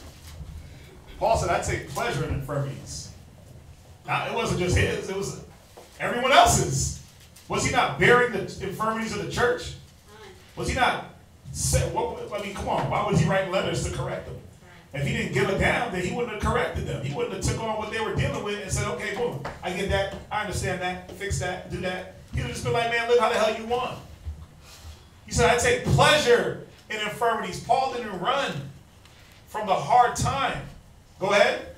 In reproaches. In what? In reproaches. Come on. In necessity. Read. In persecution. Read. In distresses. For Christ's sake. Wait, for whose sake? For Christ's sake. This was the mind's sake. I'm catching it for Christ. Literally. He was really, actually, or in real life, catching it for Christ. He was real life catching it. He was about that smoke. He was about that life, man. But he was really catching it. Where, you know, the scriptures say our light affliction, I think we read it earlier, our light affliction. You know, our affliction is light, man. Because and are we being persecuted for Christ's sake? Of course we are. The things that we go through, are they for Christ's sake? Of course they are, but not at the magnitude of Paul and the other apostles. Ain't nobody getting sawed in half, beheaded, stoned, on the run. You can go home. It don't matter who knows where the hell you live. You can go home and live, and you sleep comfortably on your orthopedic, posturepedic, memory foam bed. Like, come on. See, Paul said, I take pleasure in this. Why? Because I know it's not in vain. But Paul had to be shown. But you were going to go through this. This is how you go through it. This is why you go through it. Paul could have easily said, you know what, I ain't doing that. Right? Couldn't Paul have said that? When Ananias was sent to him, he could have been like, nah, nigga, I'm about to kill every Jew. You speak in Christ's name, you're the first one. Give me my eyesight back, I'm going to kill you. I'm going to round you up. Wouldn't that have been easy? He could have did that, right? But what did Paul have to understand? Why he was called. He understand why he was called and that what he was called from wasn't the way. Philippians 2 and 4. Read where you're at. No, Philippians 2 and 4. Philippians chapter 2, verse 4. Look not every man on his own things, but every man also on the things of others. Right. This was what a minister was supposed to be doing. Looking at the things of others. Go ahead. Let this mind be in you, which was also in Hamashiach Yahushua. Because if you want to be real, didn't the scripture say that Christ was rich but made himself poor? Now who did he do that for? It say he did it for our sakes, right? So how come, rhetorical question, how come brothers are scared to make themselves poor for Christ's sake? How come sisters are afraid to give up for Christ's sake? And I mean all the way give up. Like commit, 100% in there, boom. No questions asked. I'm not going to be wavery, faint-hearted, double-minded, tossed to and fro. I'm going to just go through what I got to go through. Christ did it. Come on, think about it, man. Moses did it. I'm going to keep bringing that up. Moses did it. Moses could have easily been like, nigga, I'm chilling. I'm in Pharaoh's house. I got the riches of Pharaoh. He said he gave that up. I mean, come on, man. We got the perfect examples. If Moses didn't do that, guess what would happen? We'd still be in damn Egypt till this day. We'd still be in Egypt right now. Guaranteed. We still be in Egypt making whatever the hell they make out there. Nothing. You'd be out there speaking Egyptian, speaking Kemet. You would have no history. You'd just be a damn slave to this day if Moses didn't do what he did. If Moses didn't say, you know what? Let me fully commit. Let me commit to my people. Let me commit to the Most High and His will. That's all it's ever been about. And then what did he have to do in that commitment? He had to say, you know what? Okay, I know I don't know everything, but guess what? Show me what I don't know and I roll, and I'm going to use what I do know. Oh, I can't speak good? Well, I'm going to give you Aaron. You're going to speak for it, right? No, there was no excuse. There was no, I'm going to do part way. There was no, oh, I'm going to do it, then I'm going to be looking back at Pharaoh's house like, maybe we should go back to Egypt. All the people were like, what'd you do, bring us to the wilderness to kill us? We were better off in Egypt. Moses wasn't like, you know right? Y'all are right. Let's go back. We've been wandering for like 5 years. Come on, man. Don't y'all realize that every single thing that happened in the wilderness was told to Moses before it happened? When he said, I'm going to make y'all wander in the wilderness for 40 years, you think Moses couldn't have been like, God damn, 40? Okay, we're going to go back to Egypt now. Don't you think he could have did that? Don't you think he could have put his hand to that plow and looked back at the Pharaoh's house? Like, yeah, they looking good over there. They got the flesh pots, the leeks, the onions. We over here eating quails. He could have been like every other faithless Israelite that was thinking that way. That got what? Destroyed, killed. But he was looking on not his things, but the things of others. He was looking at the nation. He was looking at the Most High's will. Read on. Verse 5. Verse 5. Let this mind be in you, which was also in Hamashiach Yahushua, who being in the form of Yahweh, thought it not robbery to be equal with Yahweh, but made himself of no reputation, and took upon him the form of a servant. He did what? Took upon him the form of a servant. He could call down angels, but he's the Savior. What did he do? Took upon him the form of a servant. Read. And was made in the likeness of men. Read. And being found in fashion as a man, he humbled himself. Whoa, he did what? Humbled himself. Come on. And became obedient unto death. Y'all see that? Yahweh Shai humbled himself, man. He could have easily called out angels. He could have easily destroyed this world. He could have easily said, I ain't going through that. Hell nah. But he humbled himself. He did not fall off of his purpose. That's the thing. Yahweh Shai could have been like, you know what? I'm going to go this whole 3 years. I'm going to teach. I'm going to build apostles. But then when it's time for me to die, I ain't doing that. He could have put his hand to the plow and looked back. Could he have not? God. It would have been easy for him to do that, but he didn't. But see, this is where, when it says you put your hand to the plow and look back, this is what it's talking about. Revelation chapter 2, verse 4. Revelation chapter 2 and verse 4 and 5. Matthew 24 and 12. Revelation chapter 2, verse 4. Nevertheless, I have somewhat against thee. Read. Because thou hast left thy first love. We have done what? Left thy first love. Yeah, when you put your hand to the plow and look back, you do what? Left thy first love. What was that first love supposed to be? It was supposed to be the love for your nation. Just like Moses. It was supposed to be the love of your people. The love of the Most High in Christ. Go ahead. Remember, therefore, from whence thou art fallen. Right. And repent. Do what? And repent. Go ahead. And do the first work. And do the what? The first work. Come on. Or else I will come, and I will come unto thee quickly. And will remove thy candlestick out of this place. Matthew 24 and 12. Matthew chapter 24 and verse 12. This is why you lose love, man. This is why we lost the love. This is why you lose your first love. Read. And because iniquity shall abound, the love of many shall wax cold. Go ahead. But he that shall endure unto the end, the same shall be saved. Right, that love starts to wax cold. Why? Why does love wax cold with brothers that put their hand to the plow and look it back? It waxed cold because you were in it for the wrong reasons. You thought that, oh, I'm a minister. I'm here. I'm going to do this. I'm going to do these great works. How come I'm not getting the blessings that I think I should be receiving? How come I'm not getting the things that I want? You know what it was about? how come I'm going through this affliction? How come I got to go through this 2 Corinthians 6 and 11? Why am I going through this? Guess what? I don't have to go through this anymore. I don't want to go through this anymore. So now your love starts to wax cold. Because you don't want to, like Christ did, he gave himself. He lowered himself, humbled himself. He didn't come to be ministered to, but to minister. You were like, shit, I need to be ministered to now, man. I did enough ministering. You forget the first love. You forget why you were called. Go ahead. 2 Timothy 3 and 1. Go ahead. No, that's it. 2 Timothy 3 and 1. 2 Timothy chapter 3 and verse 1. Uh-huh. This know also, that in the last days perilous times shall come.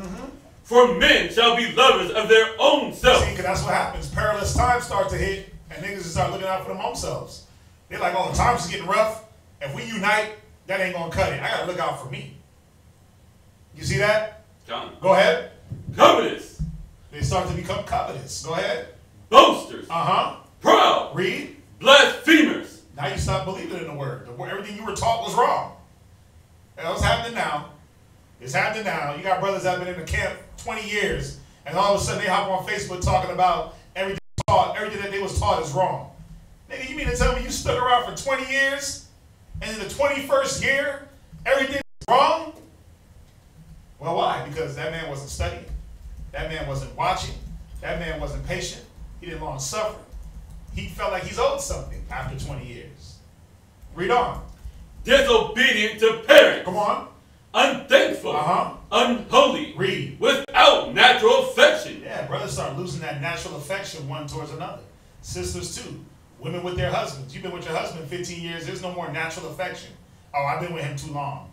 I know him now. I'm used to him. You start losing that natural affection for one another. Sisters got to stop that, man. Y'all need to be more loving. Y'all are damn cold-hearted beasts, some of y'all.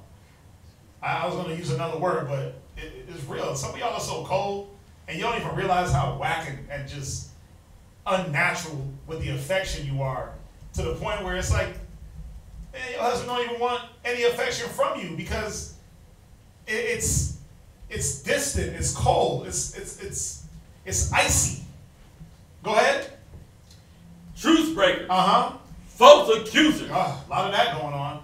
A lot of false accusing and misconception and misunderstandings going on. Read. Incontinent. Uh-huh. Fierce. Uh-huh. Despiser of those that are good. Read. Traitors. They're what? Traitors. They become what? Traitors. Yeah, you become a traitor. Why? Because you forget your purpose. You forget what you were called for. Go to Matthew 13 and 18. Matthew 13 and 18. You forget your purpose. Matthew chapter 13, verse 18. Read. Hear ye therefore the parable of the sower. Uh-huh. When anyone heareth the words of the kingdom, and understandeth it not, then cometh the wicked one, and snatcheth away that which was sown in his heart. Yeah, because you forgot that you were supposed to study. You forgot Ecclesiasticus, the 2nd chapter, that this word was going to get dropped on you. The seed was going to be planted. And yeah, the seed was supposed to get planted. The man was supposed to come through and water it. The Most High gives the increase. But you forgot that when seeds get planted, birds come and pluck them up. That's the process of nature. You forgot that you were supposed to get rooted. How? You study. You get in there. You miss not the discourse of the wise. You get next to the elders. You get next to brothers and you see, how did you stay rooted through all your affliction and all your persecution and all your hatred and all the things we go through? How did you not get uprooted and tossed with the wind? See, you were supposed to get to that. But instead, what happened? You took it lightly. Someone came, spit some other nonsense in your ear. Next thing you know, you're a Muslim. Or you're a Christian. Or you're just double-minded. Read. This is he which received the seed by the wayside. Come on. But he that received the seed into stony places, the same is he that heareth the word. Read. And anon with joy receiveth it. Yet he got the word. Oh, Christ is black. You hype as hell. You ready. You're ready to kill for the kingdom. To say that you about to die for this. Right? Go ahead. Yet he had not root in himself. So you never got rooted for some reason. Go ahead. But endureth for a while. Yeah, them roots didn't go deep down. They were surface roots. You were grounded in some things, but in some things you were still shaky. You were still able to be pushed over like that tree that didn't take root. Because what happened was, you learned Christ was black, he was an Israelite, we was going to kill, we was going to do all this stuff, we was going to take the kingdom, but the killing ain't happening. The taking of the kingdom ain't happening at your pace. So you're like, man, wait a minute. I don't want to roll with these bros because they ain't talking about that. Let me go deal with these bros. Now you over here dealing with what they talking about. But they talking about raping women and killing babies. You're like, wait a minute, raping women? I ain't dealing with that. Let me jump over here with these bros. They talking about, well, you can only have one rib and you want two. You're like, wait a minute, one rib? Whoa, let me jump over with these bros. It's like, you just moving around here and toss. Read on. For when tribulation or persecution arises because of the word. But check this out. Didn't it say that we have to go through much tribulation? Didn't it say approving ourselves as ministers? The only way to be approved as a minister was to go through the tribulation and the persecution. Didn't it say that? So you forgot that you were supposed to be a minister of the Most High and that there was a program that you had to go through. Not my program, not Zakia, Dawah, Zion, it was the program that the Most High set up to test you. That's what brothers don't like to see here. That's what sisters don't like. You got your husband, he's telling you what the hell to do, and you're like, why did I live to that? Because he was meant to test you, to show you where you at. He was meant to put you through things to show you. This is how you get better and stronger. The trial of your faith. Brothers don't want their faith to be tested, man. Sisters don't want to go through trials of faith. You want to go through trials of things you can see. Like, if I go through this, I know what's going to happen, so I'll go through it. But guess what? I don't know what's going to happen over here, so I ain't dealing with that. Wrong, wrong, wrong. Read on. By and by, he is offended. He gets what? He is offended. And he leaves. Or the things of the world become the focus. 2 Peter 2:20. Hold where you at. Because we're going to read down the next verse. 2 Peter 2:20. Get it, Mark. See, the things of the world become the focus after so long, or after a little bit of time, man. You forget why you were called. You might be here 20 years and rolling strong, and then you forget. I'm putting all this work, but guess what? Everybody else is out there eating, dog. They getting new whips. They getting new women. They getting new houses. I be on Facebook seeing cats getting birthday cars. Like, who the hell gets a whole car for their birthday? The hell? Not that we celebrate birthdays, but my point is, I just seen a cat talk about early birthday present and got a 2018 Benz. I was like, damn. Bruh. I'm like, who the hell? A whole car for a birthday? Think about it, man. Just really let that sink in. You mean a whole card? Car. Oh. Vehicle. Card. Oh, okay. $80,000 vehicle for a birthday. God. Just think about that. But think about after you've been suffering persecution and going through it for years and years and years, right? You can't even get something for Purell. Right? Not that we give gifts for Purell, but my point is that's what we give our gifts, right? Purell, Hanukkah, right? You can barely get that going, and a cat is getting a whole damn $90,000 car for a wicked holiday. Think about it, man. You're like, damn, I need to be a part of that. If your mind ain't in it. If the cares of the world are what you about, read 2 Peter 2:20. 2 Peter chapter 2, verse 20. Uh-huh. For if after they have escaped the pollutions of the world. Yeah, the world is so nice and wholesome and lovely. It says it's the what? Pollutions of the world. You got pulled from pollution. You escaped the pollution by what? Being called out of it. By being chosen. By being handpicked. Read. Through the knowledge of the Lord and Savior, Yahushua Mashiach. Yeah, the knowledge is what cleans you up.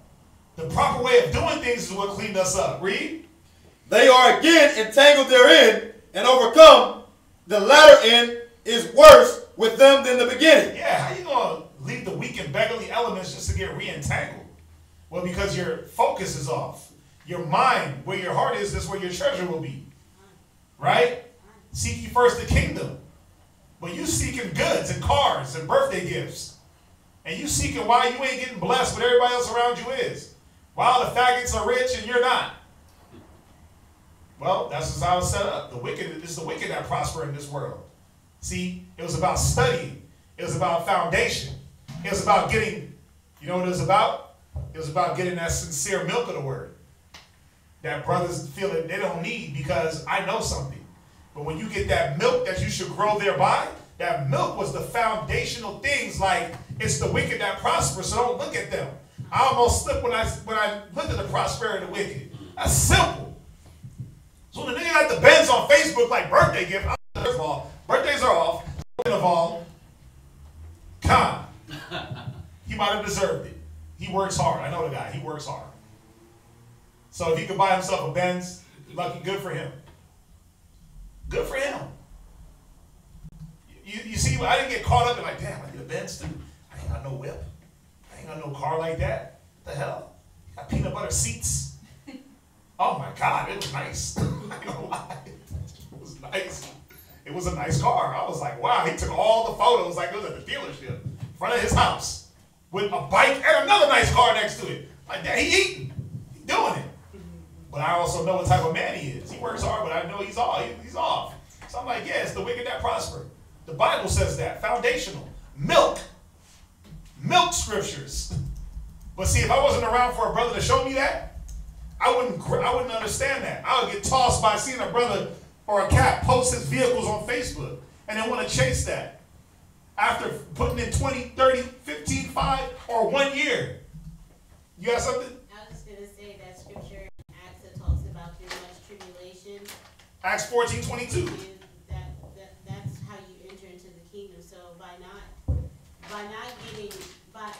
going through things, losing things, suffering, that's how we're going to get into the kingdom. Not by getting all these, material things that are, we already know that they're temporary. They're not going to be forever. And Yahweh also said, he said, woe unto you that are rich now because you have received your reward.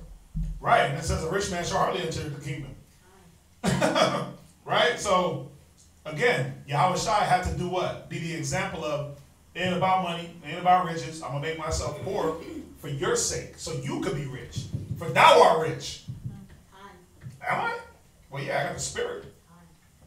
You see that? That's the thing. It's like scriptures like that where I know your tribulation and your persecution, but thou art rich. But you like, well, this nigga got a Benz. He rich. Well, what's categorized as rich? Biblically.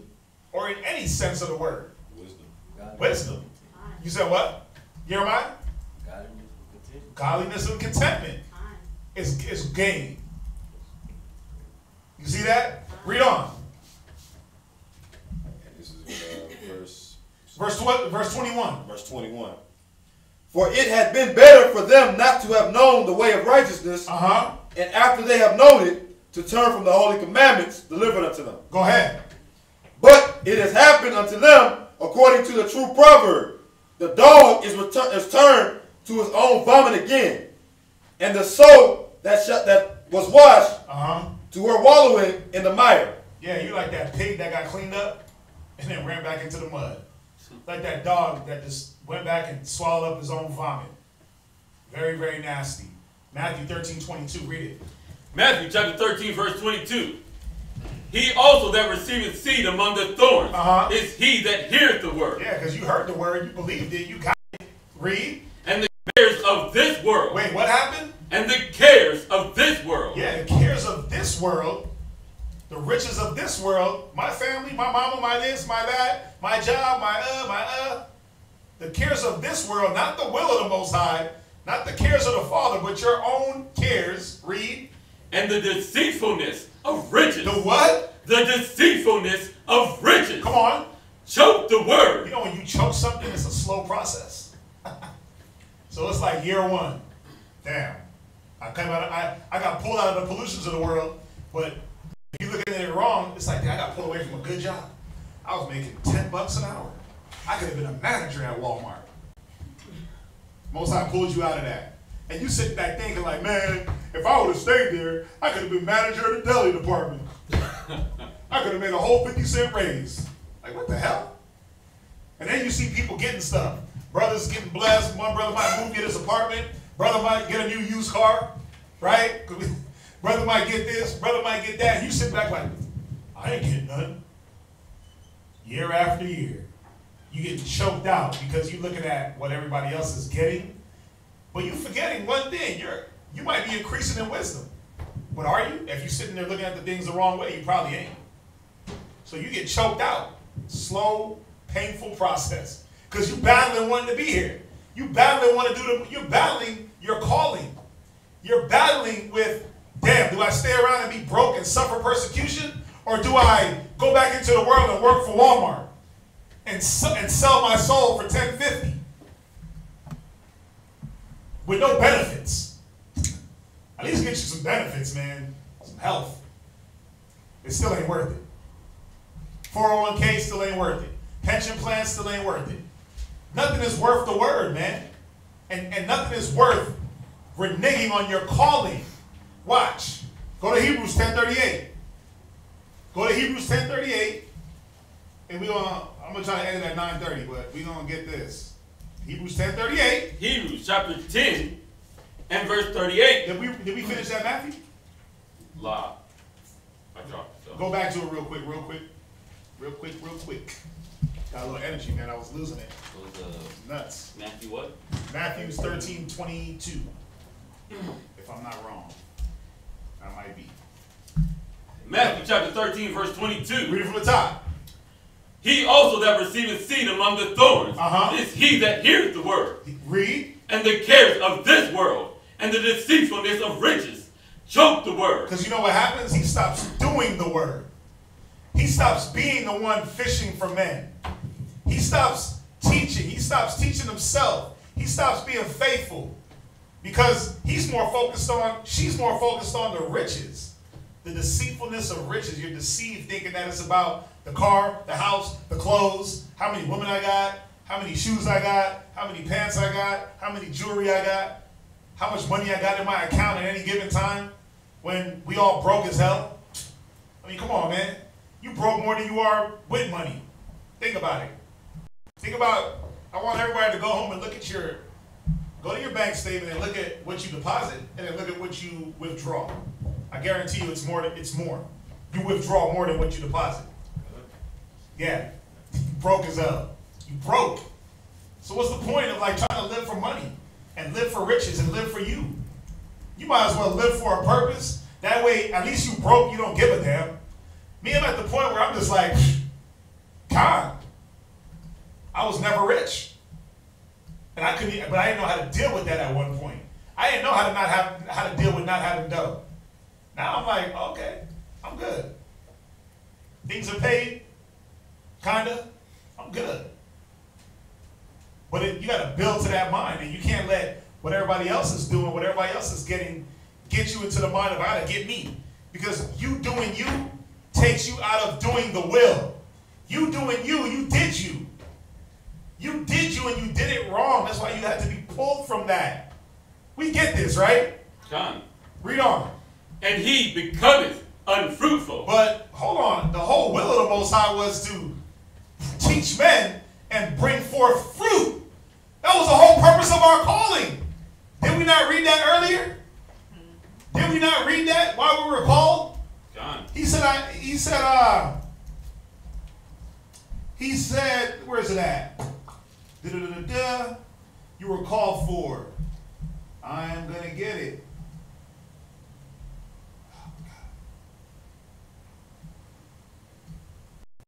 Called according to the predestinated conformity. Son, Timothy. We read it earlier, man, where he said that we were made to bring forth fruit. It's all good. It's all good, but that was the whole point. Not to be unfruitful. Where we at? Where we at now? You want Hebrews? Go to Hebrews. Hebrews what? Hebrews 10:38. Hebrews chapter 10 and verse 38. Go ahead. Now the just shall live by faith. Read. But if any man draw back, then he's faithless as hell. And the Most High ain't rocking with that. It says without faith it's impossible to please the Most High. So you gave up faith, man. You gave up the faith. He said the just shall live by faith. So what does an unjust man live by? Sight. He lives by sight.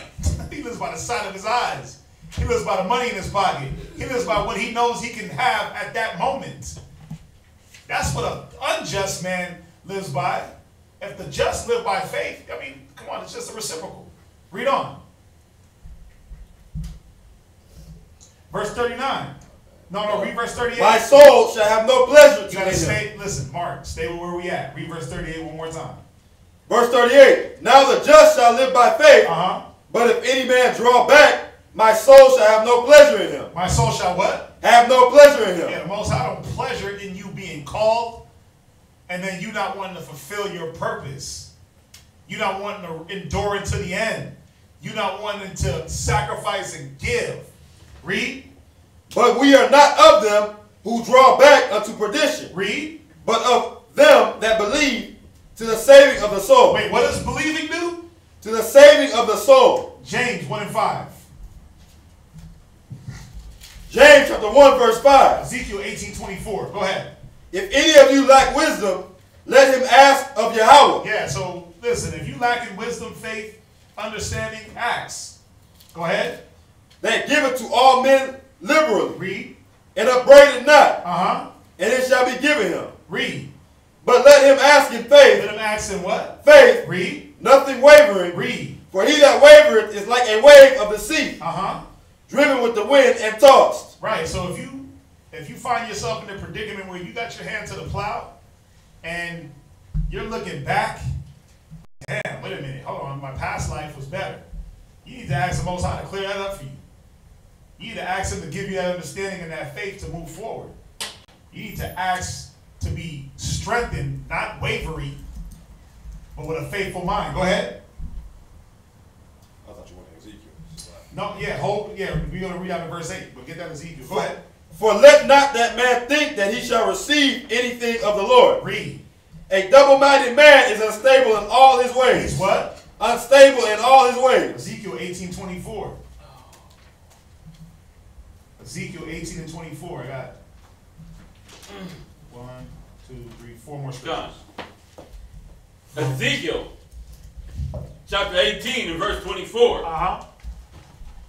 But when the righteous turns away from his righteousness and committeth iniquity and doeth according to all the abominations of the wicked man that the wicked man doeth, shall he live?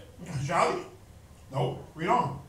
All his righteousness that he hath done shall not be mentioned. You know what this is telling you? You can't live off the coattails of what you did a year ago or what you did 10 minutes ago.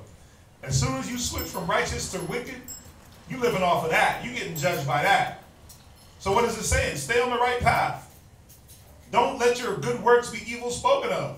Don't put in all that work for righteousness and then flip the script. Go ahead. In his trespass that he hath trespassed, and in his sin that he hath sinned, in them shall he die. So let's go to Hebrews 6 and 4.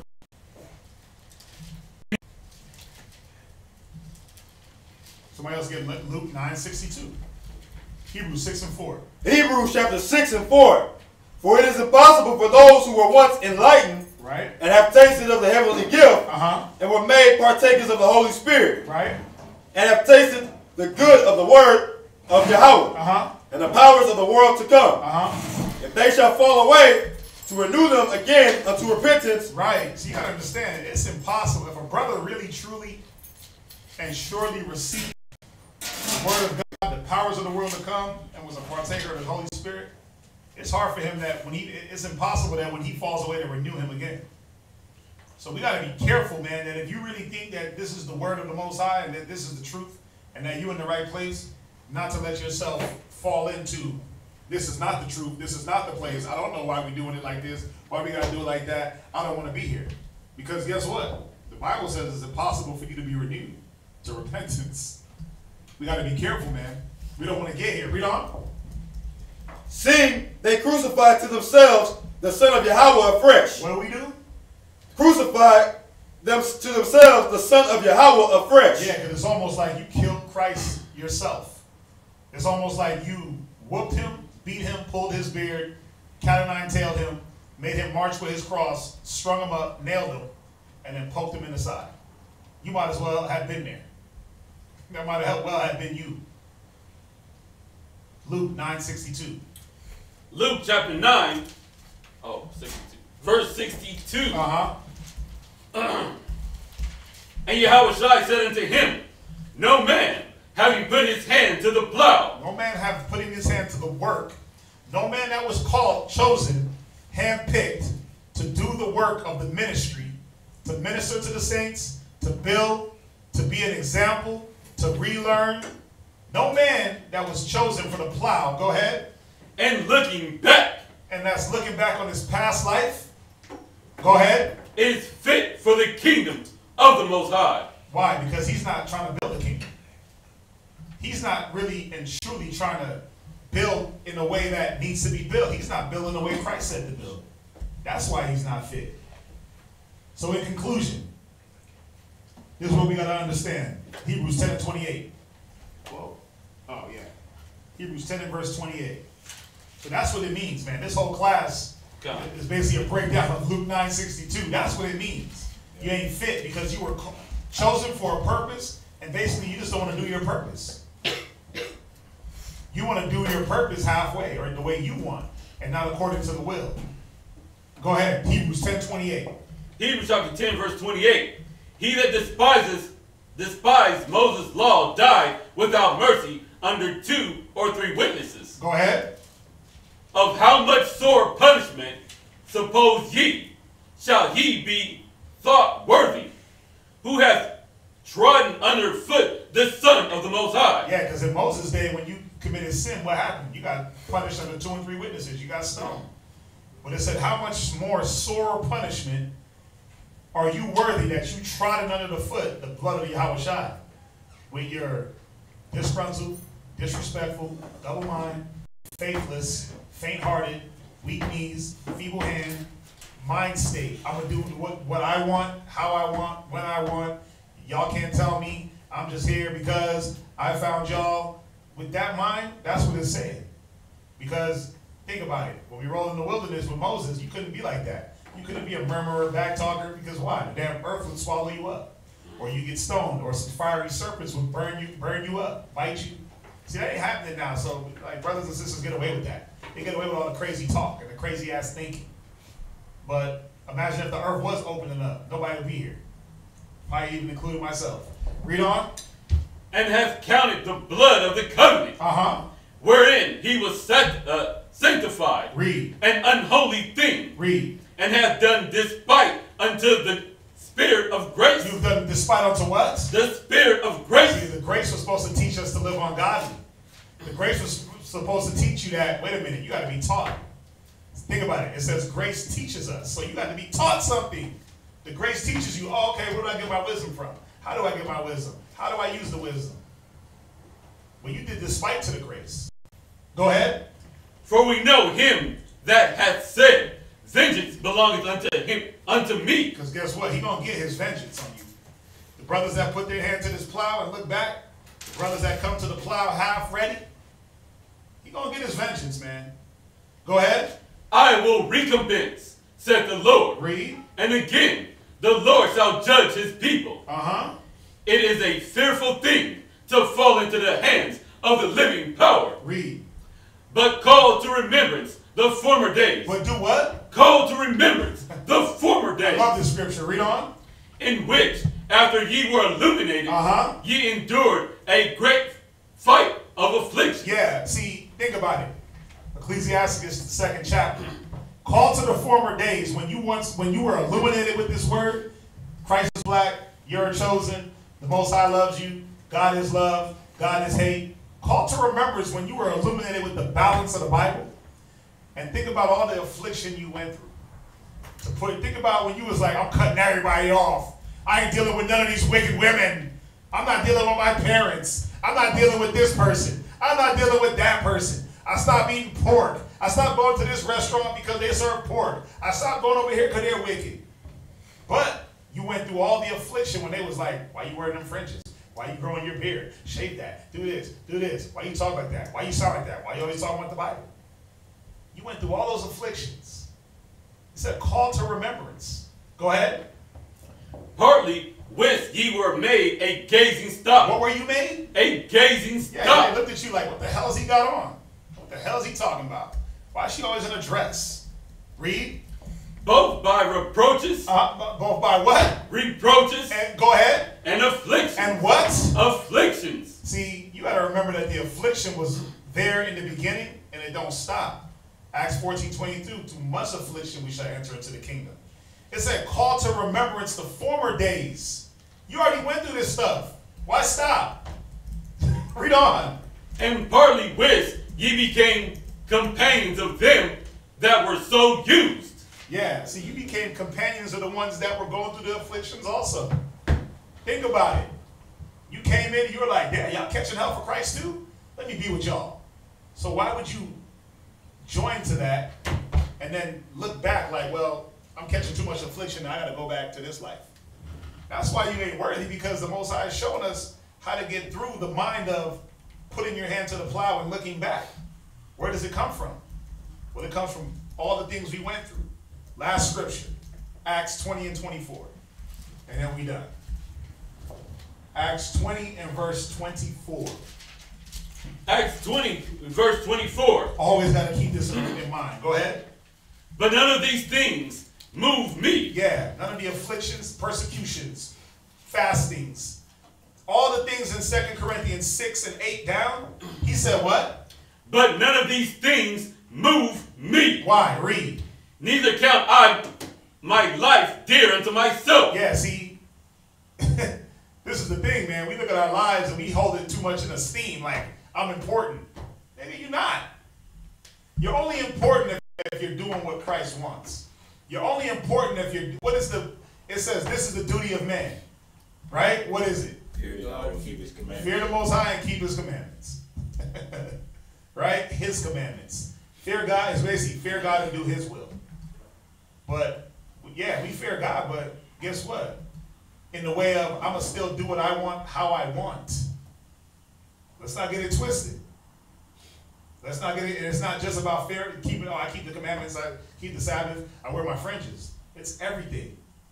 It's everything. If you're trying to build a nation, then you got to build a nation. You got to sacrifice and do that. Go ahead. So that I might finish my course with joy. Yeah, because I'm not looking at my life like, oh, my life means something. I'm Al Bundy, I scored 10 touchdowns with Polk High. Let me go back to that life. I'm like, wait a minute, let me finish the course that's set before me. So guess what I can't be? I can't be entangled with the affairs of this life. I can't be entangled with the things that I'm going through. I just got to say, damn, I'm going through it. Guess what? Moving forward. Not looking at the things before, but looking at the things behind, but looking at things before. Like Paul said. Read on. And the ministry. And the what? The ministry. Read. Which I have received of the Lord Yahushua. Right? The servitude. The ministry is the servitude and the giving yourself and the aid and the washing of the apostles' feet and the being there for brothers and the bearing the infirmities of the weak and the passing out flyers and whatever is set up, again, I'm going to say it again, whatever is set up by whatever school you at or congregation that you want to follow, that's the ministry. That's the work. What's up? You did 2 Timothy 2 and 10? We're trying to go home, man. What does it say? Nah, just right on where you're at. Finish that real quick, and then we get that, and then we leave. To testify the gospel of the grace of the Most High. And that's what it was about. You're supposed to be a testimony. You're supposed to give testimony of the grace. But how can you get grace if you're not willing to go through the things that grace brings? Read. Where you at? 2 Timothy chapter 2 and verse 10. Uh-huh. Therefore I endure all things for the elect's sake. Read. That they may also obtain the salvation which is in Christ Jesus. Right on point. With eternal glory. That's the whole point. Enduring all things. But you got to give yourself to even endure anything. You got to remember that you don't know a damn thing, and you got to be retaught how to endure. A lot of us don't know how to long suffer, how to endure, because why? You're not willing to say, hey, how do you endure? Wait, you've been doing this for 30 years. How the hell did you go through it? Wait a minute, your rib left and this and that. How did you get through it and get her back? See, others don't ask them questions. They want to dice up doctrine. But what about real life matters on how do you grow your kids, and how do you keep your rib in mind? How do you keep yourself in mind? How do you study? Brothers never ask about how do you study, but they always want to try to break down doctrines. I'm like, come on, man. Ask the things that matter. Ask the things that's going to build you and allow you to bring forth fruit. Is that it? Read. It is a faithful saying, for we be dead with him, we shall also live with him. And this is what it's about. When you give yourself, you die. When you literally give yourself to the ministry, you're dead. You're dead to the world. Go ahead. If we suffer. If we do what? If we suffer, we shall also reign with him. Right. But see, that suffering, you know, it's a doozy, but we got to go through it. Read. If we deny him, he also will deny us. Right. Because, again, we've been called. Jesus is knocking. You don't answer. Any questions? Any questions online? Hey. I'm sorry I didn't mean to keep your hair so long, but God.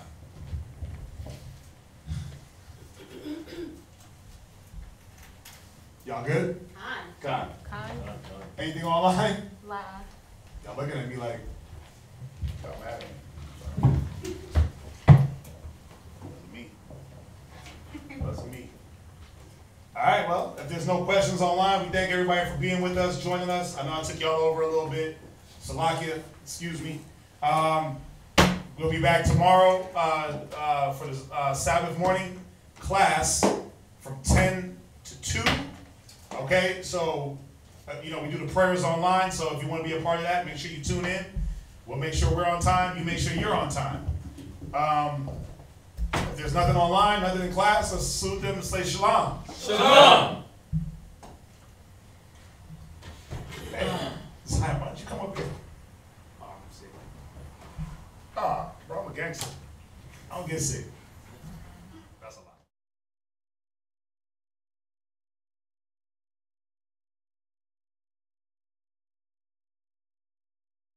Jesus is real, but you devils taught lies on Christ. So many lies that when we come with the truth, people think that the lies is the truth.